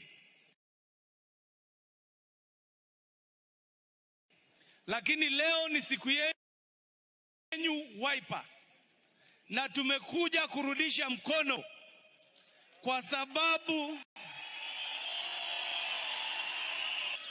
hapo majuzi kiongozi wenyu Daktari Kalonzo Musyoka alihudhuria yetu kama hii, na ndipo tumepata mwaliko kuja kuwa na nyinyi hapa. Viongozi wote wako hapa. Yangu itakuwa mafupi. And I will have to be a little bit serious today, because you heard, if we take the next election lightly, pole to us. If we take the next election lightly, pole to all of us. And today, that the family of those who supported BBI have gathered here today. The family of BBI wako hapa leo. From the Right Honorable Prime Minister, Right Honorable Raila Amolo Odinga. The Right Honorable Raila Amolo Odinga yuko hapa. Mheshimiwa Gideon Moi wa chama cha KANU yuko hapa. Musalia Mudavadi, His Excellency yuko hapa. Weta yuko hapa. Jirongo uko hapa. Let me tell you Kenyans, the next president is seated here.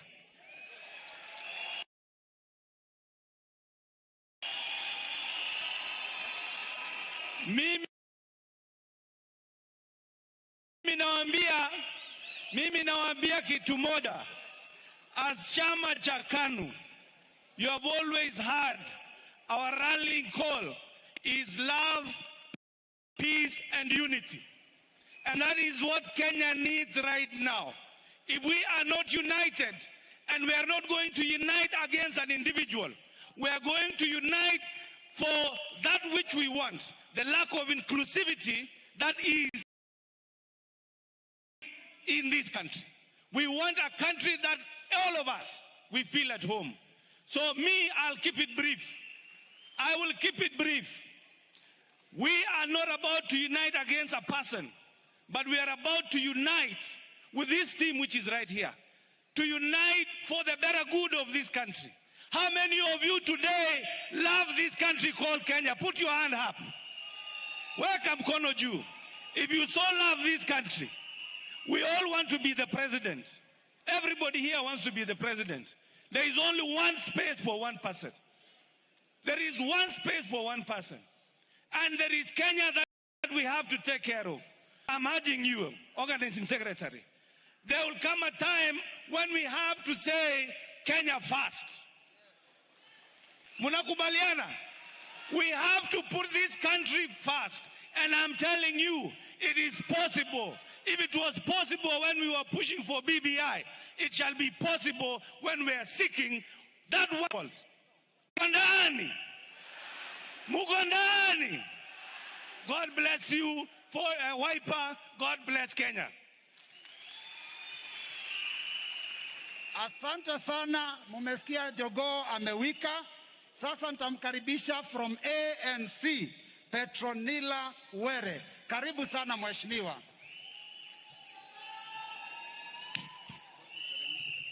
Organizing Secretary, Your Excellencies present, my fellow members of Parliament, distinguished delegates, good afternoon.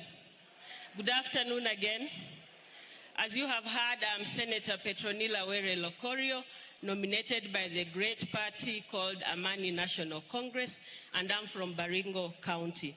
I want to talk about two issues only: unity of the country and what that unity should be about. There is a popular phrase that has been popularized by my party leader, Honorable Musalia Mudavadi: in whose hands are we safe? That's the question we should ask ourselves every time. In whose hands are we safe? And in whose hands is our economy safest? Because we should unite, and that's my second concern, we should unite to revive the economy and not anything else, because it is the lack of a stable economy that creates disability, and lack of a stable economy that brings umaskini kwa watu wetu. So masilahi ya watu wetu ndio ikue mwanzo na mwisho wa kuungana pamoja, and not anything else. I thank you very much for this opportunity, and I also want to pass my condolences in addition to the party leader of ANC, Musalia Mudavadi, the loss of your stepmother, Mama Cherono Mudavadi, and to Raphael Tuju, Honorable, for the loss of your mother. Poleni sana. Thank you and God bless you. Thank you very much for keeping it brief. Sasa nitamkaribisha Secretary General wa chama cha Ford Kenya, chama cha Simba, Mheshimiwa Chris Wamalwa, Governor mtarajiwa. Wiper. Wiper. Ford Kenya. Ford, mnasema Simba eh? Ford Kenya. Ford Kenya. ANC. ANC. KANU. KANU. ODM. ODM. Your Excellency, the party leader of Wiper, Dr. Stephen Kalonzo Musyoka, Your Excellency, Prime Minister Raila Amolo Odinga, Your Excellency, Musalia Mudavadi, party leader of ANC, and Senator Moses Masika Wetangula, my party leader of Ford Kenya, Senator Gideon Moi, chairman of KANU, and Honorable Cyrus Jirongo, ladies and gentlemen. On behalf of Ford Kenya Party, where I am as the Secretary General of the party, we want to take this opportunity to congratulate Wiper Brothers and the NDC for this wonderful occasion. Ford Kenya as a party, this is the second oldest party after KANU, and with Wiper we've worked together. We've been together in this journey. We were together in CORD with ODM. We were also together with ANC and ODM under NASA, and we're still together under OKA, One Kenya Alliance. I don't have much to say, but one thing I want to say about Stephen Kalonzo Musyoka is that Stephen Kalonzo Musyoka, yeye ni mweupe kama pamba.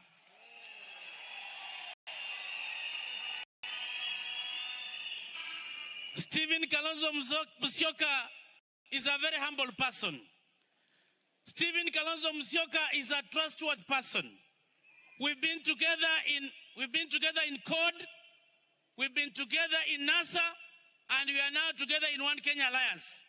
And I want to tell the Kenyans that with this country in the presence of Kalonzo, this country is safe.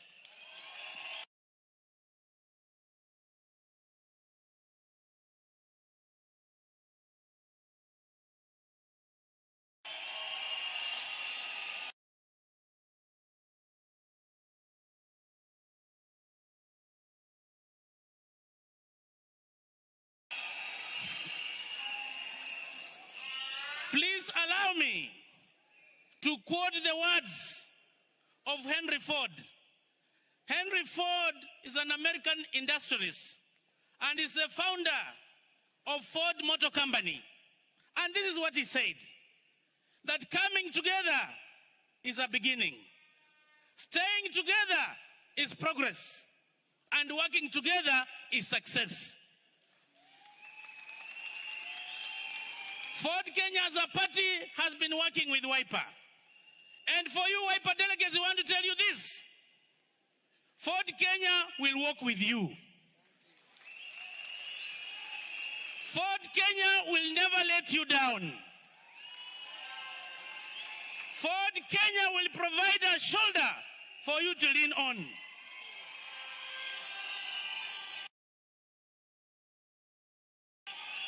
Because you've been a trustworthy partner, that when you lead this country, will be in the safe hands.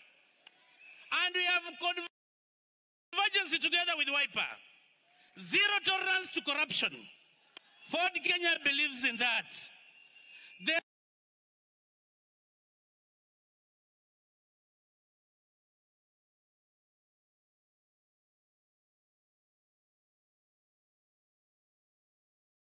The rule of law and the human dignity. And the leaders who are seated here today, let it be a beginning of working together. Just like what the Bible says. In the Bible, the book of John 1:18, the Bible says, Njooni tusemezane. From today henceforth, We want today to provide the next president of this country who is seated today in this auditorium. We don't want to say much, but we are going to pray for you because we know very well leadership comes from God. Thank you very much, and God bless you. And Fort Kenya will be there for you. Thank you, and God bless you.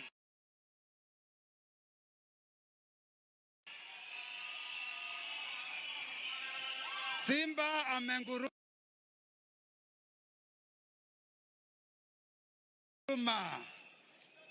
Sasa ningependa kuwakaribishia representative wa the Orange Democratic Movement, MP Ruaraka, my friend and colleague TJ Kajwang. Karibu sana.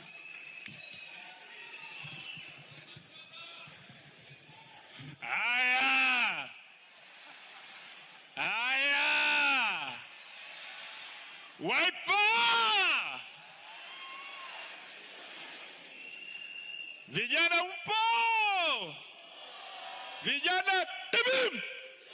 Vijana ri! Machako! Warebo mwah! His Excellency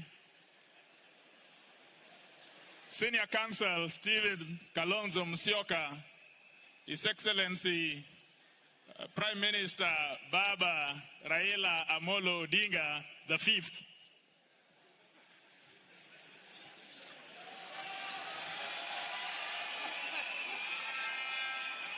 respected party leaders who, along with us, have been invited in this very auspicious occasion. It is exciting to be in this honor.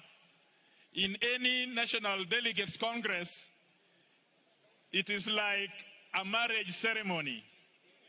To congratulate His Excellency Senior Counsel Stephen Kalonzo Musyoka as the presidential candidate of Wiper.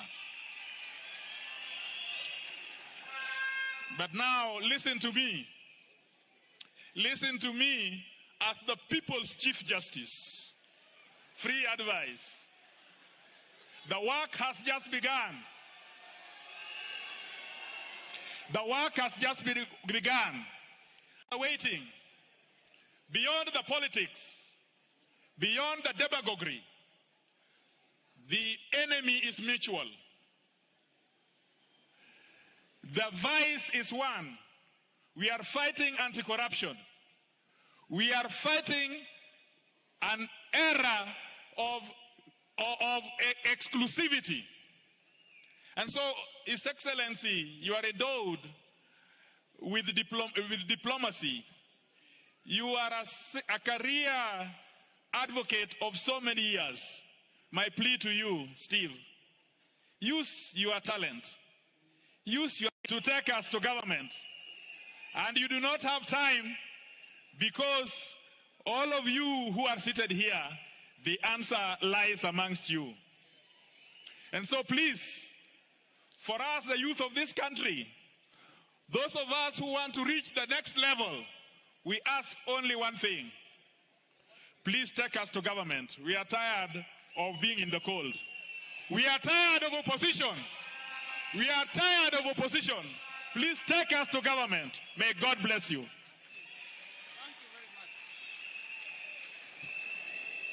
Asante sana, Mheshimiwa. Sasa ningependa kuwakaribishia host wetu wa kaunti ya Nairobi, Senator aliyechaguliwa na chama cha Jubilee, Johnson Sakaja. Karibu sana. Asante sana. Bwana asifiwe. God is good. And all the time.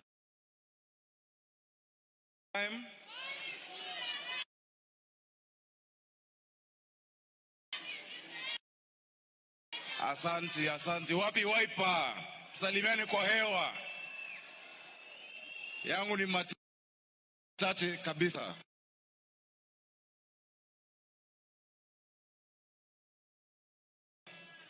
Kwanza, kama senator wa Nairobi, ni kuwakaribisha wote katika mji wa Nairobi ambao umefika hapa kutoka maeneo mbalimbali. Welcome and feel at home. Asante sana.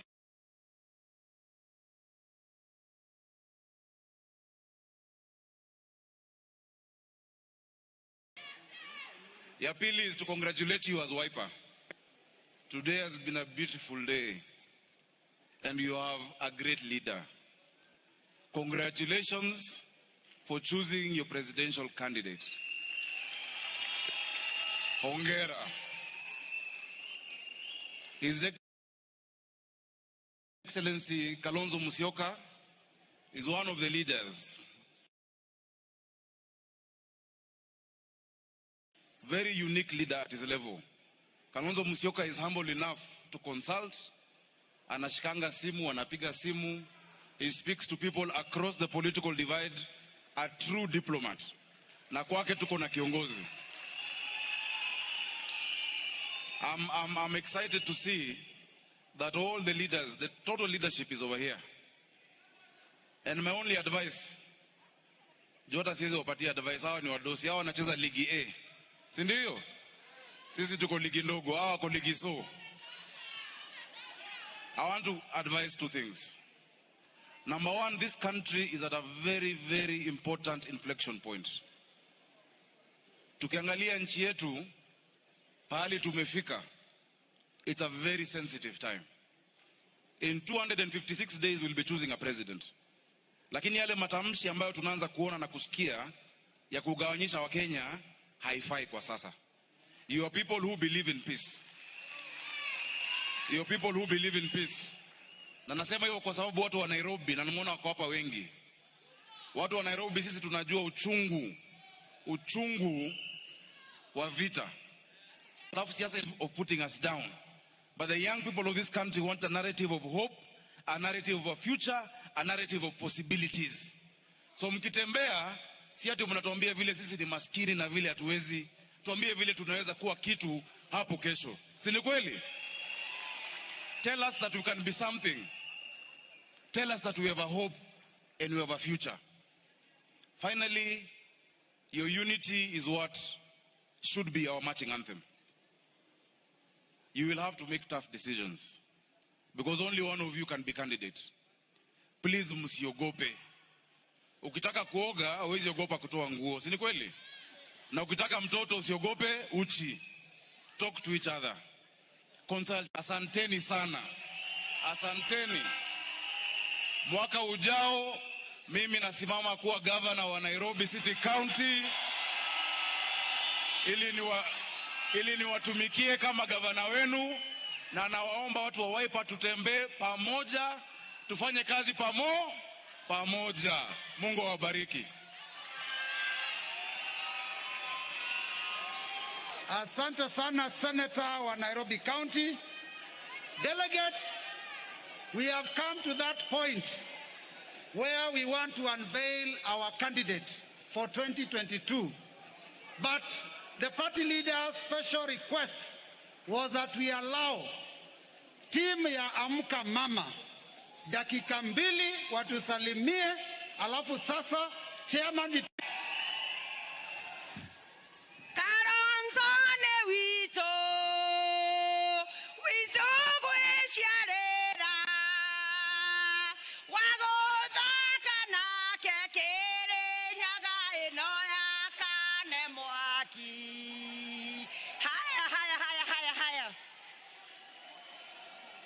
Your Excellency, my fifth, Kalonzo Musyoka, all protocols observed.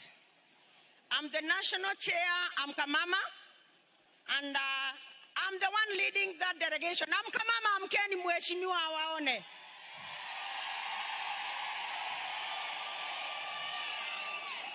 Hawa mama wote ni wa kutoka Mlima Kenya, kaunti zote 12 za Mlima Kenya, na Amka Mama hatuko Mlima Kenya peke yake, tuko within the 47 counties of Kenya. Your Excellency, let me start shortly by introducing my executive. I have my co-chair, just wipe wherever you are, just wave. I have my national patron, Honorable Deti, just wave them. I have our CEO, Mheshimiwa Ann Kanyi, just wave. And I have other officials, kindly our National Secretary and Treasurer, just wave wherever you are, and our youth coordinator. Thank you very much. Yangu tu nikimalizia ni kusema, mama ndiye anajua mama ya mtoto nani. Na sisi wa mama wa Mlima Kenya, tunajua mama ya Kalonzo ni nani. Na ndio mliona tukiandamana kwenda Yata. Tukasema Kalonzo anatoka. Na tukasema sisi tutaongoza wazee wa Mlima Kenya sababu other candidates tunaona wakiita wazee, tunaona wakiita wanabiashara, hawaongei na mama wa mashinani. Your Excellency, wale ni wa mama wa mashinani. Asante kutambua mama. Tutatembea na wewe, tutateremka na wewe, tutashuka na wewe sababu ya kututambua. Nikimalizia, nataka kuwakaribisha Kasarani.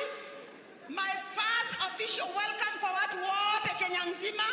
Mimi ni mheshimiwa mtarajiwa katika Kasarani constituency na tiketi ya Wiper.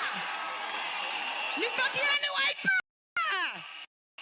Asanteni sana. Wacha tu. Huyu ni rafiki wa His Excellency, ameniomba nimpe aseme neno moja. Hii sitafiki.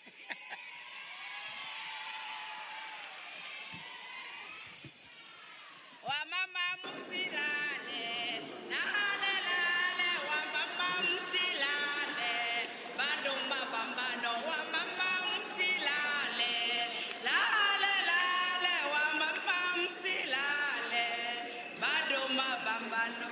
Asante sana. Our Excellency Chief Guest, all protocol served. Mimi naitwa Kanini kutoka Mount Kenya, lakini ni mkaaji wa Kajiado County. Mimi ni Tiarede and I'm the National Treasurer Amkamam. Kitu yangu ujumbe ni moja. To restore people from going Mount Kenya kutangatanga wakati tulikuwa Yata. Leo ujumbe wangu wa pili. Kuna watu walianza kutangatanga Mount Kenya from 2017. Pandara wafanye kazi waliopewa jukumu ya kutunza Kenya, kuleta maendeleo sahihi.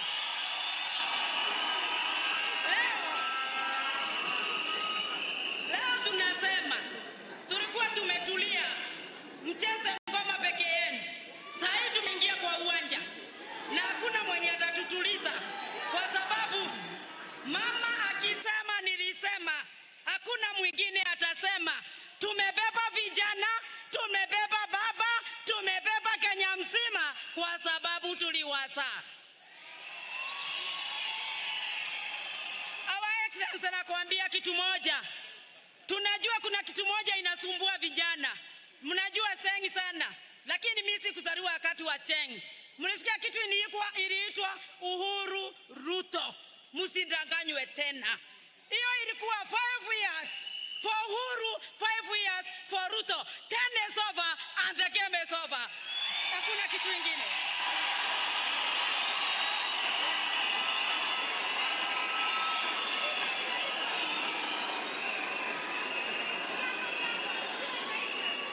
Wacha tusemezane dakika moja. Wacha tusemezane. Kenya saa hii mjinga ndiye ajui. Urubaro tuliwacha. Atubebi maji na urubaro. Tuko na tap kwa manyumba zetu. Kawa hatuna, mulimaliza na economy ya Kenya. Musituletee urubaro. Tuleteeni economy. Irundi, kahawa, majani, mulimaliza. Tunataka economy ya Kenya isimame.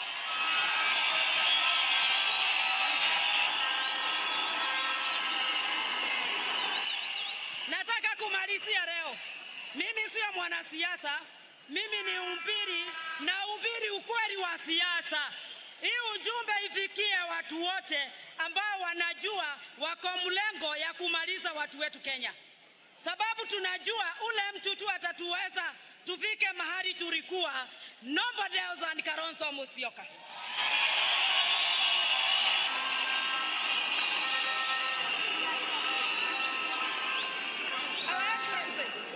Wacheni kumaliza. Ile kitu nataka leo tuseme. Na wacheni tusemezane vizuri sana. Mliona Kalonzo wakati alikuwa vice president.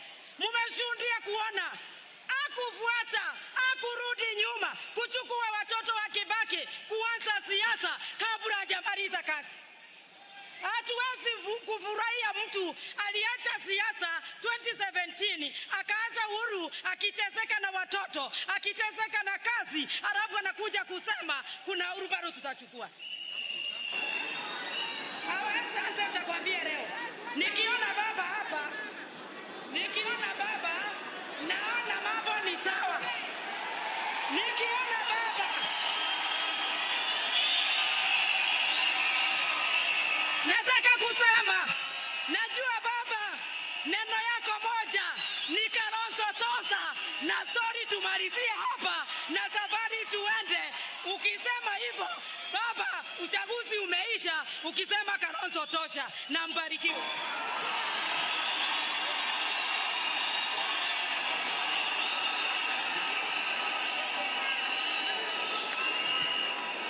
Asante sana.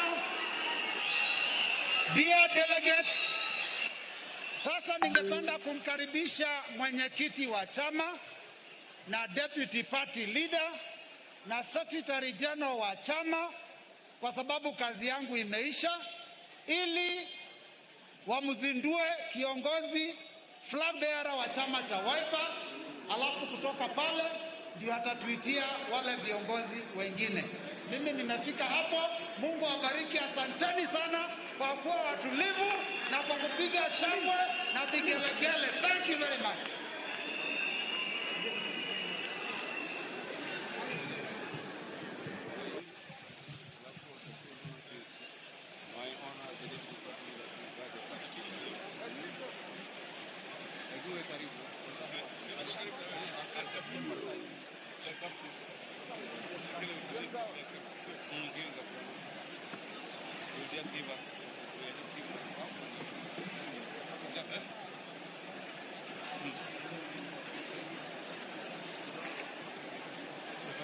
Fanya vipi?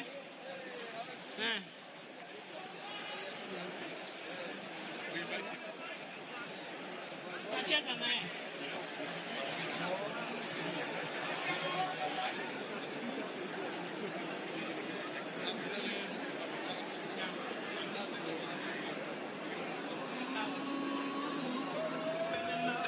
Our presidential candidate, Dr. Stephen Kalonzo Musyoka, we are now unveiling the spirit. Kalonzo Musyoka. Naomba msimame ili yaliyoanzwa hapa yaendelee. Delegates from the National Delegates Congress Wiper at the Wiper Democratic Movement. Presidential candidate. Are you ready? The presidential candidate from the Wiper Democratic Movement, His Excellency Stephen Kalonzo Musyoka. You put your hand go up. You never open doors. You self could be a boss. Amen. Amen. Integrity, credibility, intelligence, the peacemaker, the economy for 24 hours. Ladies and gentlemen, our presidential candidate.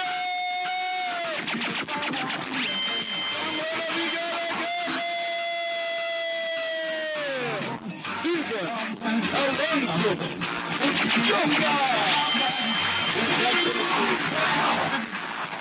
Man of action, man of peace. Our hands, his hands are safe. Our country is safe in his hands. Stephen Kalonzo Musyoka. Makofi! Somebody gotta get it! One day you go to Kenya.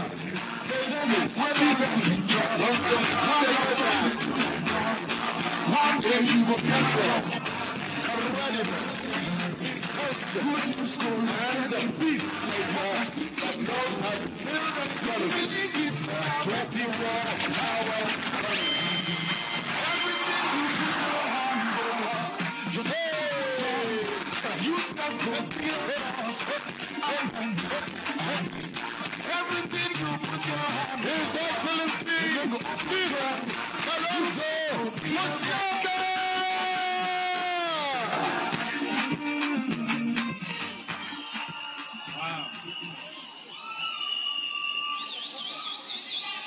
Wow. Bwana Yesu asifiwe. Hebu tusaliameni, tusalimianini. Asanteni. Ndugu Waislamu, assalamu alaikum. Basi,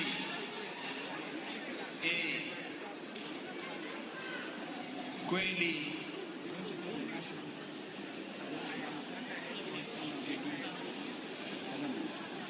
thank you. I think we were to do the national anthem. I'm advised. If they are ready, if they are not, we get on.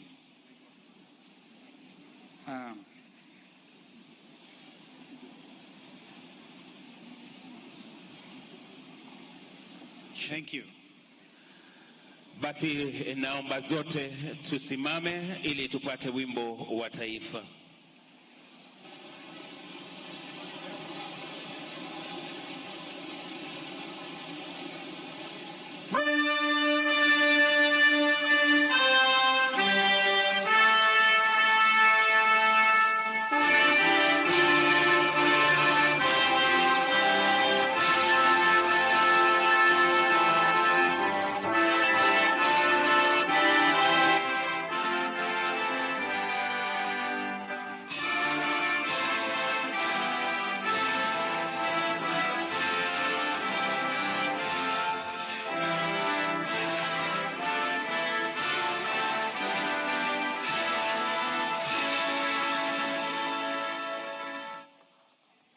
Wapi makofi mazuri.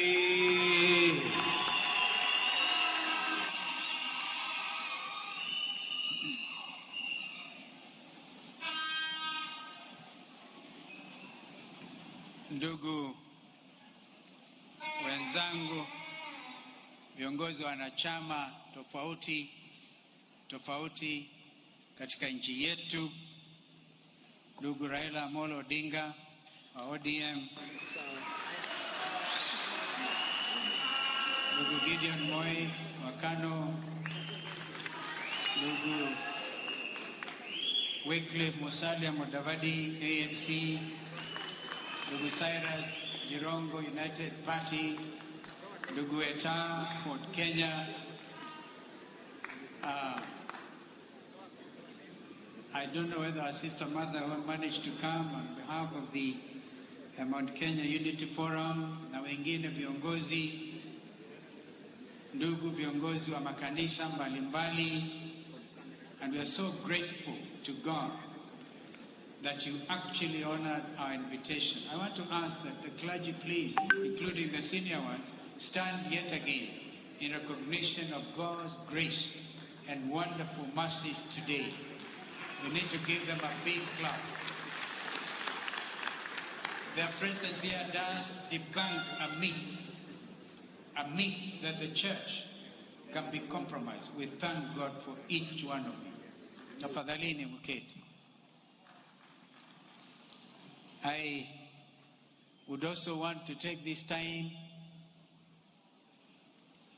on my own behalf and on behalf of my family to thank you, because I know a lot of you have been praying for my wife, Pauline.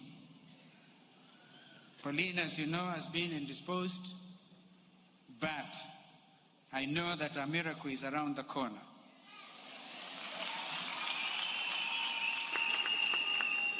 A lot of you have been praying with us, and that's why today I'm joined by two young men, members of my clan. On the left and the right was Kevin. They seem to have quickly disappeared from the scene. Kevin Mwasia. Kevin is our second born after Kennedy, who is attending a session in Arusha as a member of Yala. And then Klein Mairo, We are named after the same man. My grandfather was a great fan of mine, so I decided to name our third born after him. So we are named after the same person. Klein, thank you. And Damari, last born, is out in the UK. I should have loved to be here. But above all, their mother, Pauline, is watching. And I want you to know, Pauline, you are very well represented. And God is with us. Kwa hivyo, now you can sit. Ndugu mwenyekiti Balozi Ali Chirao and fellow delegates of Wiper Democratic Movement. Naomba ni washukuru sana, lakini kabla yao ni kumshukuru Mwenyezi Mungu kwa wema wake. For this far, He has truly brought us. Wow, what a show. I think we need to clap for each one of you.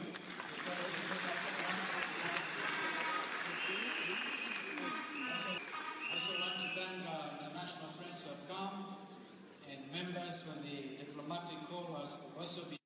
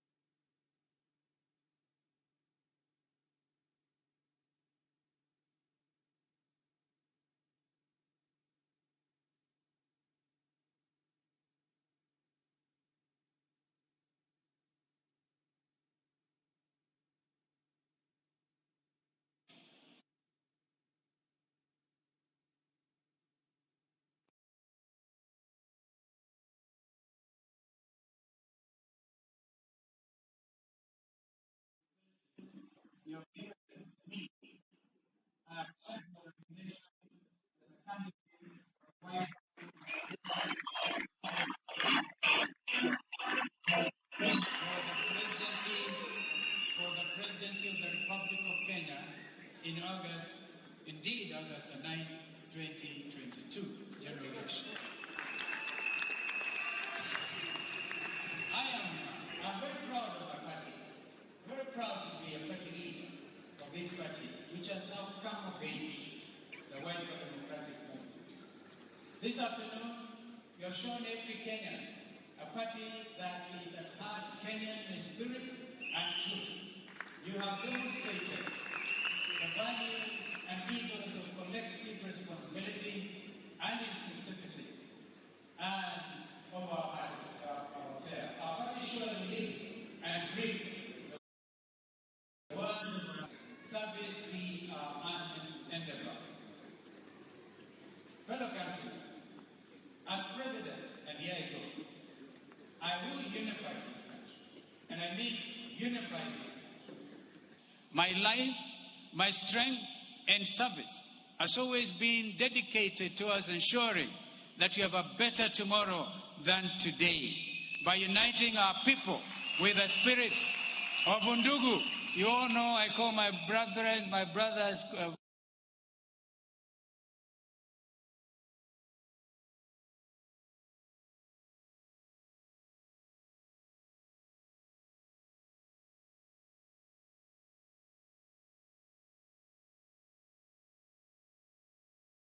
let us build this our nation together. Divided, we lose our great potential in growing Kenya to be an economic hub in East and Central Africa and a beacon of hope for many around the world that look up to this wonderful nation for leadership. As a people, we must be ready to defend the heart and the soul of this nation, guided by the rule of law. Every Kenyan has a right to freedom of movement and expression within the confines of our constitution.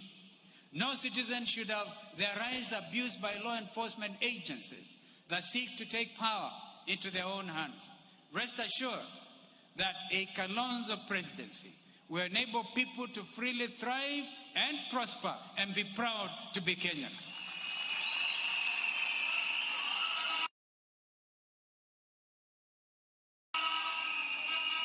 Ladies and gentlemen, fellow citizens, today, more Kenyans are going hungry. With hardly anything to eat,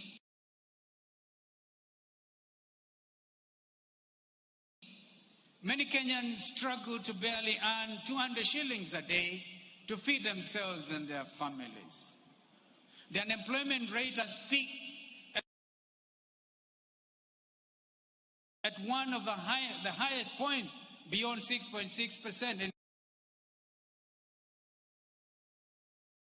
In fact, sometimes I believe it is not even quantifiable.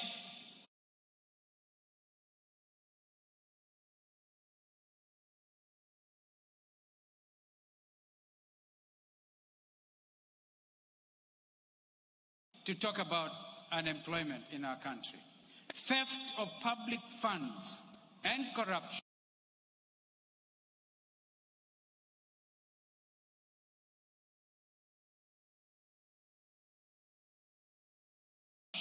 has become the order of the day. It pains my heart, ladies and gentlemen, sincerely,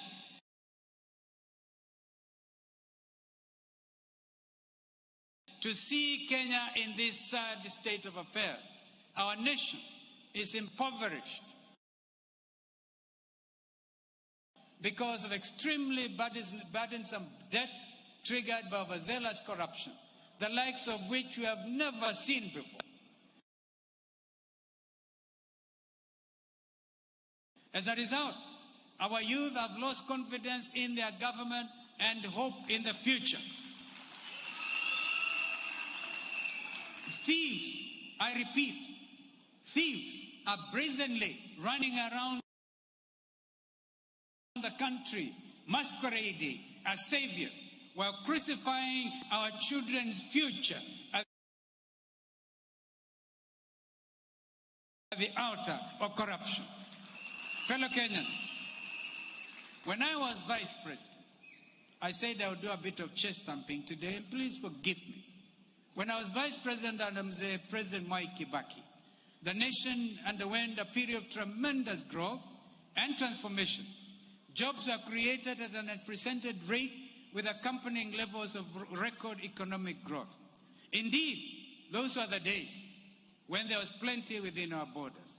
Our Vision 2030 was inspired by the successful implementation of the Economic Recovery Plan for Employment and Wealth Creation, which formed the economic blueprint of the National Rainbow Coalition NAC government.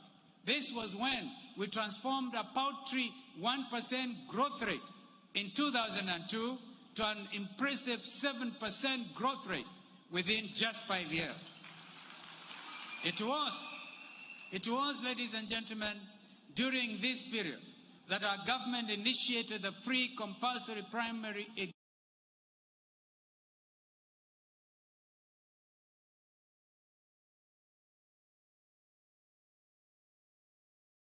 education program, and every child was afforded the opportunity to learn, the opportunity to go to school. This program was acclaimed worldwide for its forward-thinking vision of inclusivity. Remember Mzee Marube at 84, he went to primary 1. Now, exactly 20 years later, we are again at a momentous time. And indeed, at a crossroads. We therefore have this unique opportunity to retrace our path to prosperity with a leadership that we can believe in, and a clergy that we can trust, and a police service that is really committed to serve diligently. A Kenya that is finally ready for an economic and political takeoff. Hakika, tutaweza.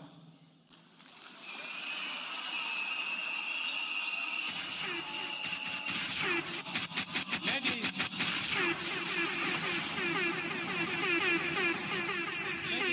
and gentlemen, today easing the burden of school fees on struggling parents who cannot make their ends meet. Achieving Vision 2030 will make one of our proudest moments as Kenyans. As your president, ladies and gentlemen, I pledge to restore faith in government on all its institutions. I stand here today to affirm that I will not rest until all the corrupt are in jail and their ill-gotten loot is back in our coffers. As a president who seeks to serve his people, I will work for you, not you working for me. Believe me when I tell you, and I emphasize, having been fully tried and tested regarding corruption, that in a Kalonzo government there will be no room for corruption and the thieves will have no place to hide. They surely will try to run. Friends, whilst we face many challenges, not all hope is lost. Our country is at a crossroads, and a wrong decision at the ballot will deny our future generations peace and prosperity. Beware of politicians who give cash and empty promises, for there is no such thing as free money. How many times have you been promised stadia, free laptops, sufficient water, even in the villages? In fact, some of them go to the extent of promising you showers in the grass-thatched houses. And how many times have you been promised? Instead, you have been robbed blind of your taxes by accomplished thieves. And now you are deceived into believing a falsely painted way out, anchored on lies and theft. Kenyans, you must be very careful and entrust this nation to a proven clean leadership. Throughout my career as a public servant, I've been President Daniel Torre, teacher at Moi, and as a minister in several decades. But a lot of Kenyans remember foreign affairs. They forget I was in environment, and I was also in education, and I actually was even in tourism and information. Under leadership of Mzee Kibaki, with whom, of course, I served diligently.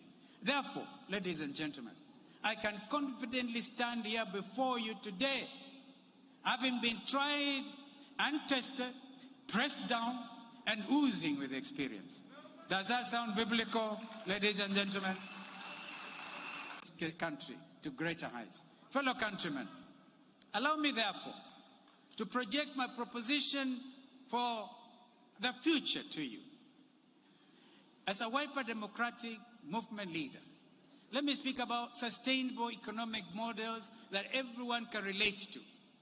We have practical plans to restore our economy to greater levels than was witnessed under the leadership of President Mwai Kibaki and myself. Over 8 years ago, we almost achieved double-digit growth with Vision 2030, with the year 2010 marking a high point of GDP growth of 8.4%. I'm sure Prime Minister Raila Odinga will agree with me. Vision 2030 will constitute a main pillar to propel economic growth. Therefore, ladies and gentlemen, our 24-hour economy model is in line with our Vision 2030. A 24-hour plan with 3 shifts of 8 hours each is an additional 16 hours to our conventional working day. This will definitely create millions of jobs for unemployed, and people will be able to feed their families and put food on the table. Investments in amenities such as transport, infrastructure, energy, security, and water service provision will be direct beneficiaries of the 24-hour economic model, leading up to productivity growth due to lower cost of production. More importantly, a 24-hour economy will empower a greater number of Kenyans with enhanced purchasing power that will raise consumption, given that they will now earn weekly or bi-weekly salaries in addition to the current monthly pay. Money circulation is everything. Circulation of the currency will inevitably grow, thereby expanding the financial markets. Fellow Kenyans, for us to become a middle-income nation with the realization of our Vision 2030, we must engage our partners abroad through financial concessions and loans. We will therefore build on President Uhuru's legacy of road and rail investments and apply strict operating guidelines on project funds management. Indeed,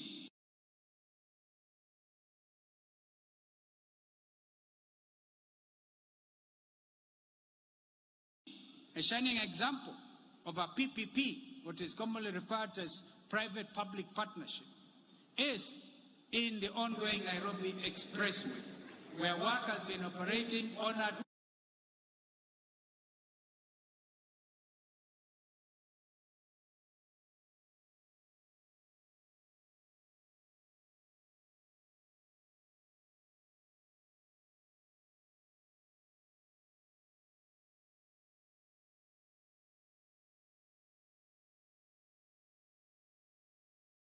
...24-hour shift basis.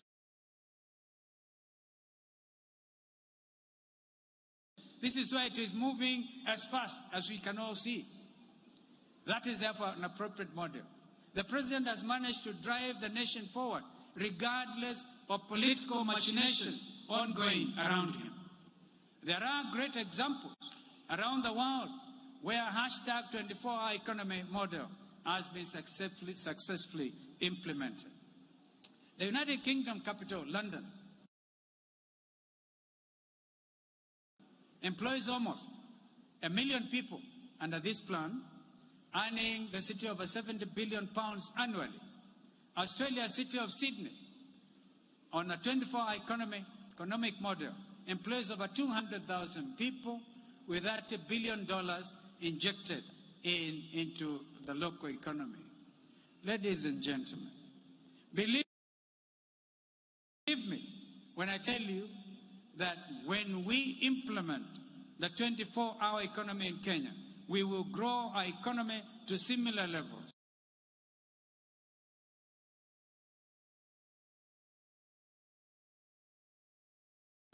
Our cities of Nairobi, Mombasa, Kisumu, and Nakuru, and I also saw recently a very perfect example is actually Naivasha, where we were with my colleague principals, Oka principals, and we saw the dwindling flower economy. And a 24-hour economy, Naivasha will become a shining example of tremendous growth. So this, kusema kweli, hakika tutaweza.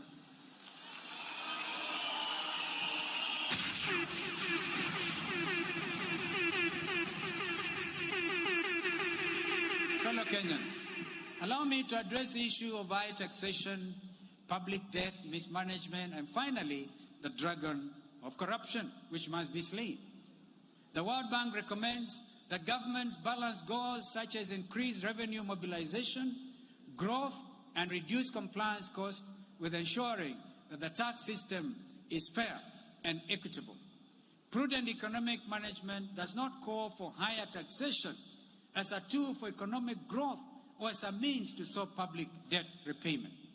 Yet, for the past 9 years, Kenyans have faced the annual budget day with behavior due to what, of course, one can be excused for calling insatiable greed and unfettered public debt. We all know that our tax regime is regimented, over-duplicated, and not equitable. Higher taxation has translated to less disposable income in our pockets and made our country less attractive to foreign domestic investors. This triple retrogressive tax structure has eaten into our present and also threatens our future prosperity. One of the first acts of government that I will implement will be to reduce tax. Punitive taxes discourage work and investment.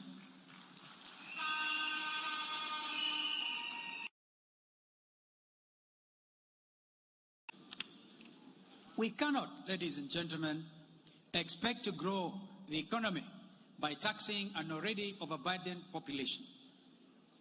There is an ongoing devolution conference in Wote, and this is tremendous. If only devolution does not amount to devolving corruption.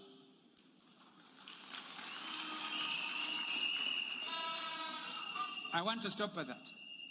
With similar zeal, my administration will go through every public debt, letter by letter, word for word, line by line, with the intention of renegotiating all public debt instruments signed on your behalf. More importantly, we will decisively and aggressively pursue all the corrupt with the same zeal with which they emptied our coffers. We will get back what is rightfully yours. Hakika tutaweza.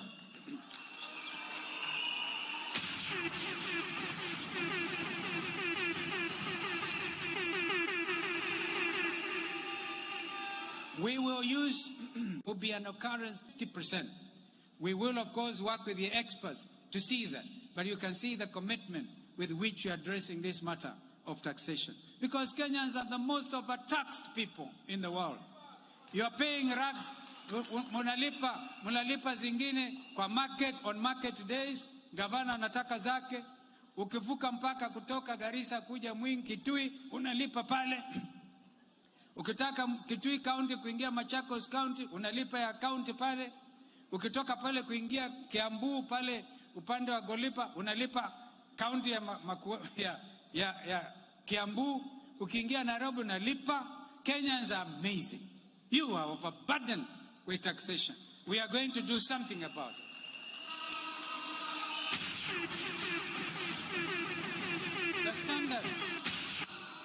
The standard of living shall be fair and affordable for every Kenyan. Ndugu zangu, hakika tutaweza.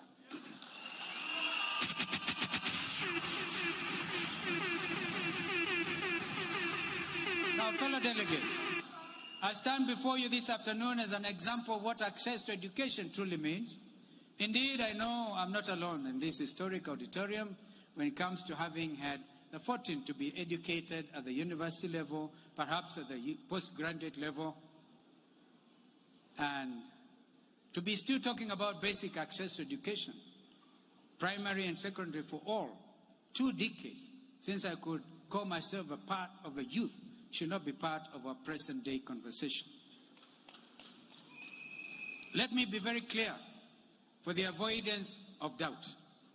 Free and compulsory secondary education will be a hallmark of my administration. There is actually no free tuition if parents too have to pay uniforms, books, meals, name it. You can even tabulate. Free secondary school education is not free if parents have to subsidize administrative and development costs. My administration will determinedly ensure that parents will be relieved of the responsibility of educating their children through their school years. Hakika na hakikisheni, hakika tutaweza.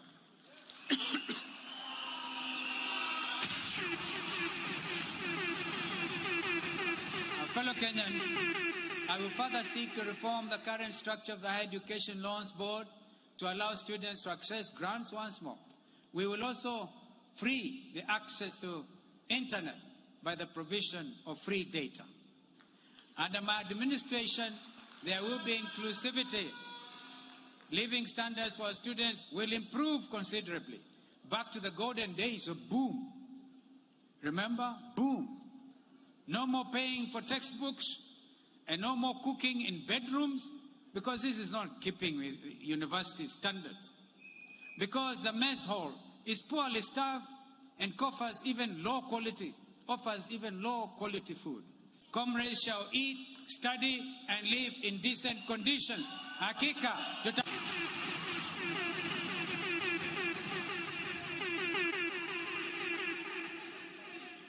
Fellow delegates, finally, allow me to discuss the backbone of our economy, which is the agricultural sector. With its contribution of 26% to our GDP and the engagement of the bulk of our population, 65% of whom reside in the rural areas, underscored. That is why we call it green gold. Furthermore, the African Development Bank, ADB, in its recent projections for the African continent, has even highlighted agriculture as being the engine of growth for the wealth of this continent, where the billionaires of the future will come from agriculture. Inextricably linked with other parts of our economic cycle, a systemic and focused approach on agriculture will have far-reaching, impactful returns on our local economy and export growth, leading to higher foreign exchange results. This will get repayments within the growth, with the growth of course, our foreign exchange revenue regime. When I was Vice President to President Kibaki, forgive me, I say today I was chest thump. President Kibaki and I envisaged, joined by Prime Minister Raila at that time as the first grand coalition government in Africa, we envisaged that Vision 2030, through the Sustainable Development Goals, will boost industrialization by promoting our agriculture and value addition of our agri-produce. While Minister for Environment, I attended the Climate Change Conference, commonly known as the Conference of Parties, COP10, in Buenos Aires, 16. I then in Nairobi, which we held in November 2006, to great acclaim. Implementation of the Kyoto Protocol and further capacity building under the Global Environmental Facility were some of the key achievements of Nairobi, further to be amplified and worked on, the result of which was the Paris Agreement. And now Glasgow has come on board with tremendous commitments. We have only one Earth, Mother Earth, to protect. And if you look at for instance, the level of pollution of the Nairobi River, the pollution of the river, our people are drinking poison every day. My friends, under Kalonzo Musyoka presidency, we will clean our rivers and make it clean,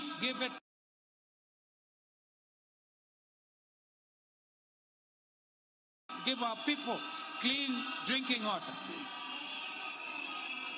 Again on agriculture. The example of Embu and Kirinyaga counties comes to mind. They are renowned in East and Central Africa for being the largest producer for macadamia. This is the most lucrative cash crop after tea, and it has the potential to turn even an ordinary chicken farmer to a genuine tax-paying agri-millionaire. Hakika tutaweza. We must therefore exploit this untapped potential for value addition for not just the macadamia market, but for all our cash crops, and boost this nation's economy. This is why we say one county, one factory. Hakika tutaweza. Now you ask, how will this vision be realized? Allow me to explain. President Uhuru Kenyatta is on record stating that Kenya loses 2 billion shillings a day to theft and corruption. This translates to 6 per year. These are funds that can immensely transform our lives if put to their intended use. In addition, by pinpointing problem solving and prudent public management, we will eliminate costly and unnecessary programs solely designed to eat from you. We will keep what works and let go of that which doesn't. Na hakika tutaweza. Moreover, Kenya has vast untapped mineral recently, even coal in the Mui Basin. But after the Glasgow conference, it becomes doubtful whether we should go full into exploitation of that amazing industry, which is what actually brought the Industrial Revolution. Because coal, properly used, was able to turn Europe into what it is in the Americas. Now we'll have to contend with copper and gold that will now be effectively involvement of artisanal miners, and government structures and policies will be introduced to streamline this sector. The returns here have the potential to wipe out our external debt. Our women are a significant pillar in nation building. Therefore, the socio-economic empowerment of women will be a core pillar of my development agenda. Through access to interest-free credit and other various initiatives. Fellow delegates, we have work to do. I tell you, we have a lot of work to do to be able to free ourselves from economic, and now ahead of elections in August, what is turning out to be political tyranny. To this end, I believe firmly in the vision of the One Kenya Alliance. And I really want to congratulate and really encourage my brothers and sisters in the One Kenya Alliance, because I see the future of this country is in one Kenya, one people, united in strength and purpose, striding forward confidently towards our vision for a prosperous and progressive Kenya. Today, we will boldly and courageously plant the seeds for our present and our future. Hakika tutaweza. This is more. This is more than a campaign, a political campaign. I mean, this is really more than a political campaign. This is a step change towards charting a new and a better future for Kenya with a visionary path to walk. We must embark bravely, ladies and gentlemen, towards sovereignty and, in fact, towards decency as a people. How would you want me to live? Instead of moving digitally forward, we must work towards productivity and prosperity. We must be united as a country, for how blessed we shall be when we walk together and in unity and purpose. Rest assured, ladies and gentlemen, hakika tutaweza. Thank you, and may God bless you. May God bless Kenya. And thank you for honoring us. God bless you. 20. Hakika. Hakika. Hakika. Wakasema Kalonzo, tunataka Kalonzo. Wakasema Kalonzo, tunataka Kalonzo. Wani wanasema isi wetu watano ni Kalonzo. Kalonzo, tunataka Kalonzo. Nairobi twasema Kalonzo, tunataka Kalonzo. Kumshangilie His Excellency Stephen Kalonzo Musyoka. Tunataka Kalonzo. Tunataka Kisumu. Tunataka Kalonzo.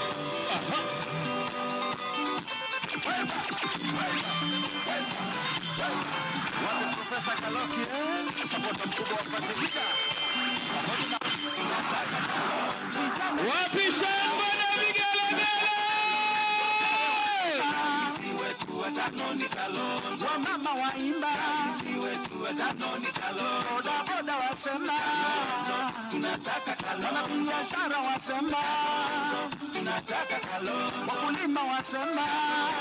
Tunataka Kalonzo nzima.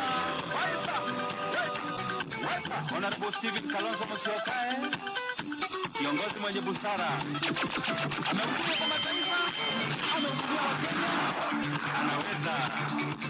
anaweza. Tushangilie viongozi wetu.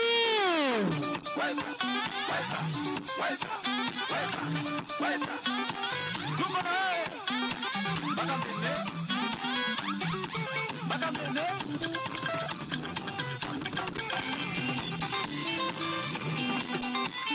Tuwashangilie jamani, tuwashangilie. Kenya. Wapi nduru? Kenya.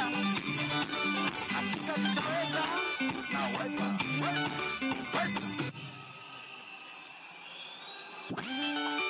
Isengo. Kenya. Hakika tutaweza. Na wepa. Nakupenda Kalonzo. Nakupenda Kalonzo. Tunakuchagua wewe uwe rais wetu. Nakupenda Kalonzo. Nakupenda Kalonzo. Tunakuchagua uwe rais wetu wa tano. Wema. Honorable Ross Musyoka anasupport Matilda sana. Eko mama, ujuzi wako twajua. Tajiriba yako twajua. Tangu ukiwa naibu wa rais Vice President, kiongozi wa Wiper.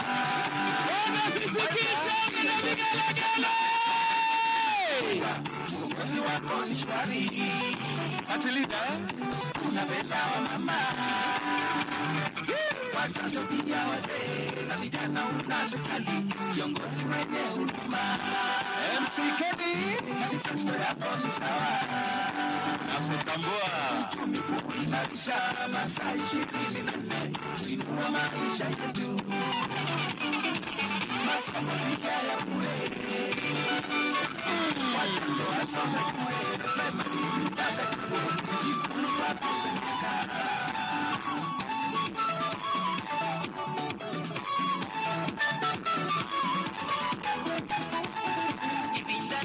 Asante DJ, asante DJ, asante.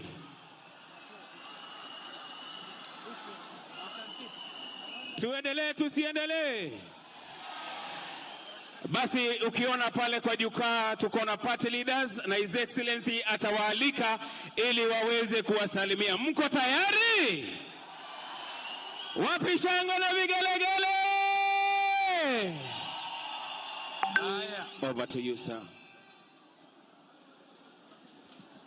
Haya, asanteni sana.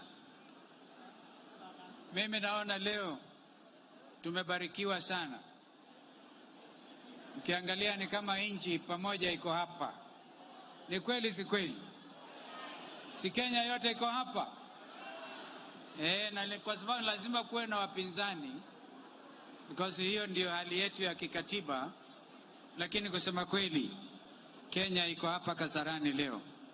Naomba niwashukuru sana ndugu hawa kwa kupata wakati. Wamekuwa wavumilivu sana. Tuwapigie makofi. I really must appreciate my friends, I really must appreciate your patience. I know we have overtaxed you today, but it only happens once in probably even a lifetime, an occasion like this. So because Brother Raila wants to go, he'll be the first one to speak, to issue congratulatory messages, and he'll be followed by Ndugu Weta. Weta has to catch a flight at 5 to Bungoma, and atafuatwa na Ndugu Jirongo Cyrus, alafu Ndugu Gideon Moi na Ndugu Mudavadi. Mwisho tutasikia kutoka kwa Ndugu Rafa Otuju ambaye anawakilisha ndugu yetu Uhuru Kenyatta kama Secretary General wa Jubilee. So, karibuni sana. Ready to go, Mheshimiwa Tinga. Thank you.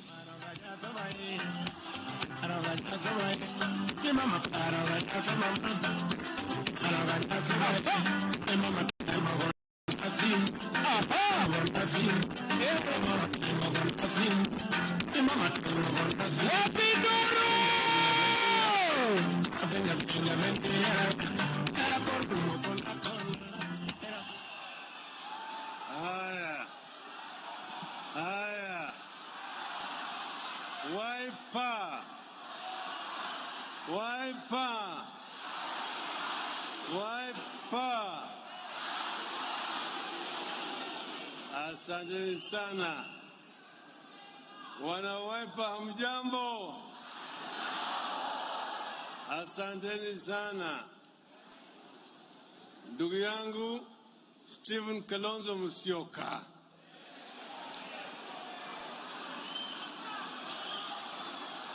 Wandugu wangu wengine, Musalia Mudavadi, Moses Wetangula, Gideon Moi, Cyrus Jirongo, and Raphael Tuju. Tuna furaha kufika hapa siku ya leo. Siku muhimu kabisa kwa chama cha Wiper. Nilikuwa nimealikwa na ndugu yangu Stephen Kalonzo Musyoka.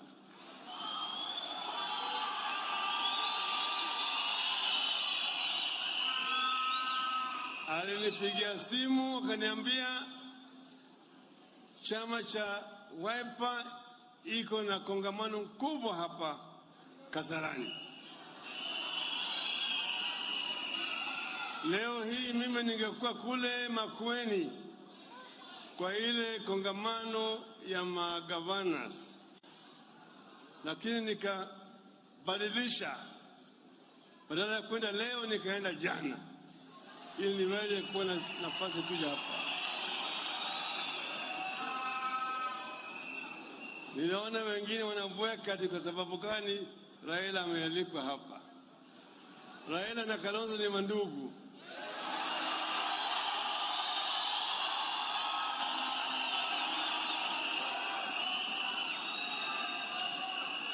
Kwa hivyo kama ndugu yangu yako mdogo ana harusi, unapotea, si mpaka ufike. Ndio sababu nimefika.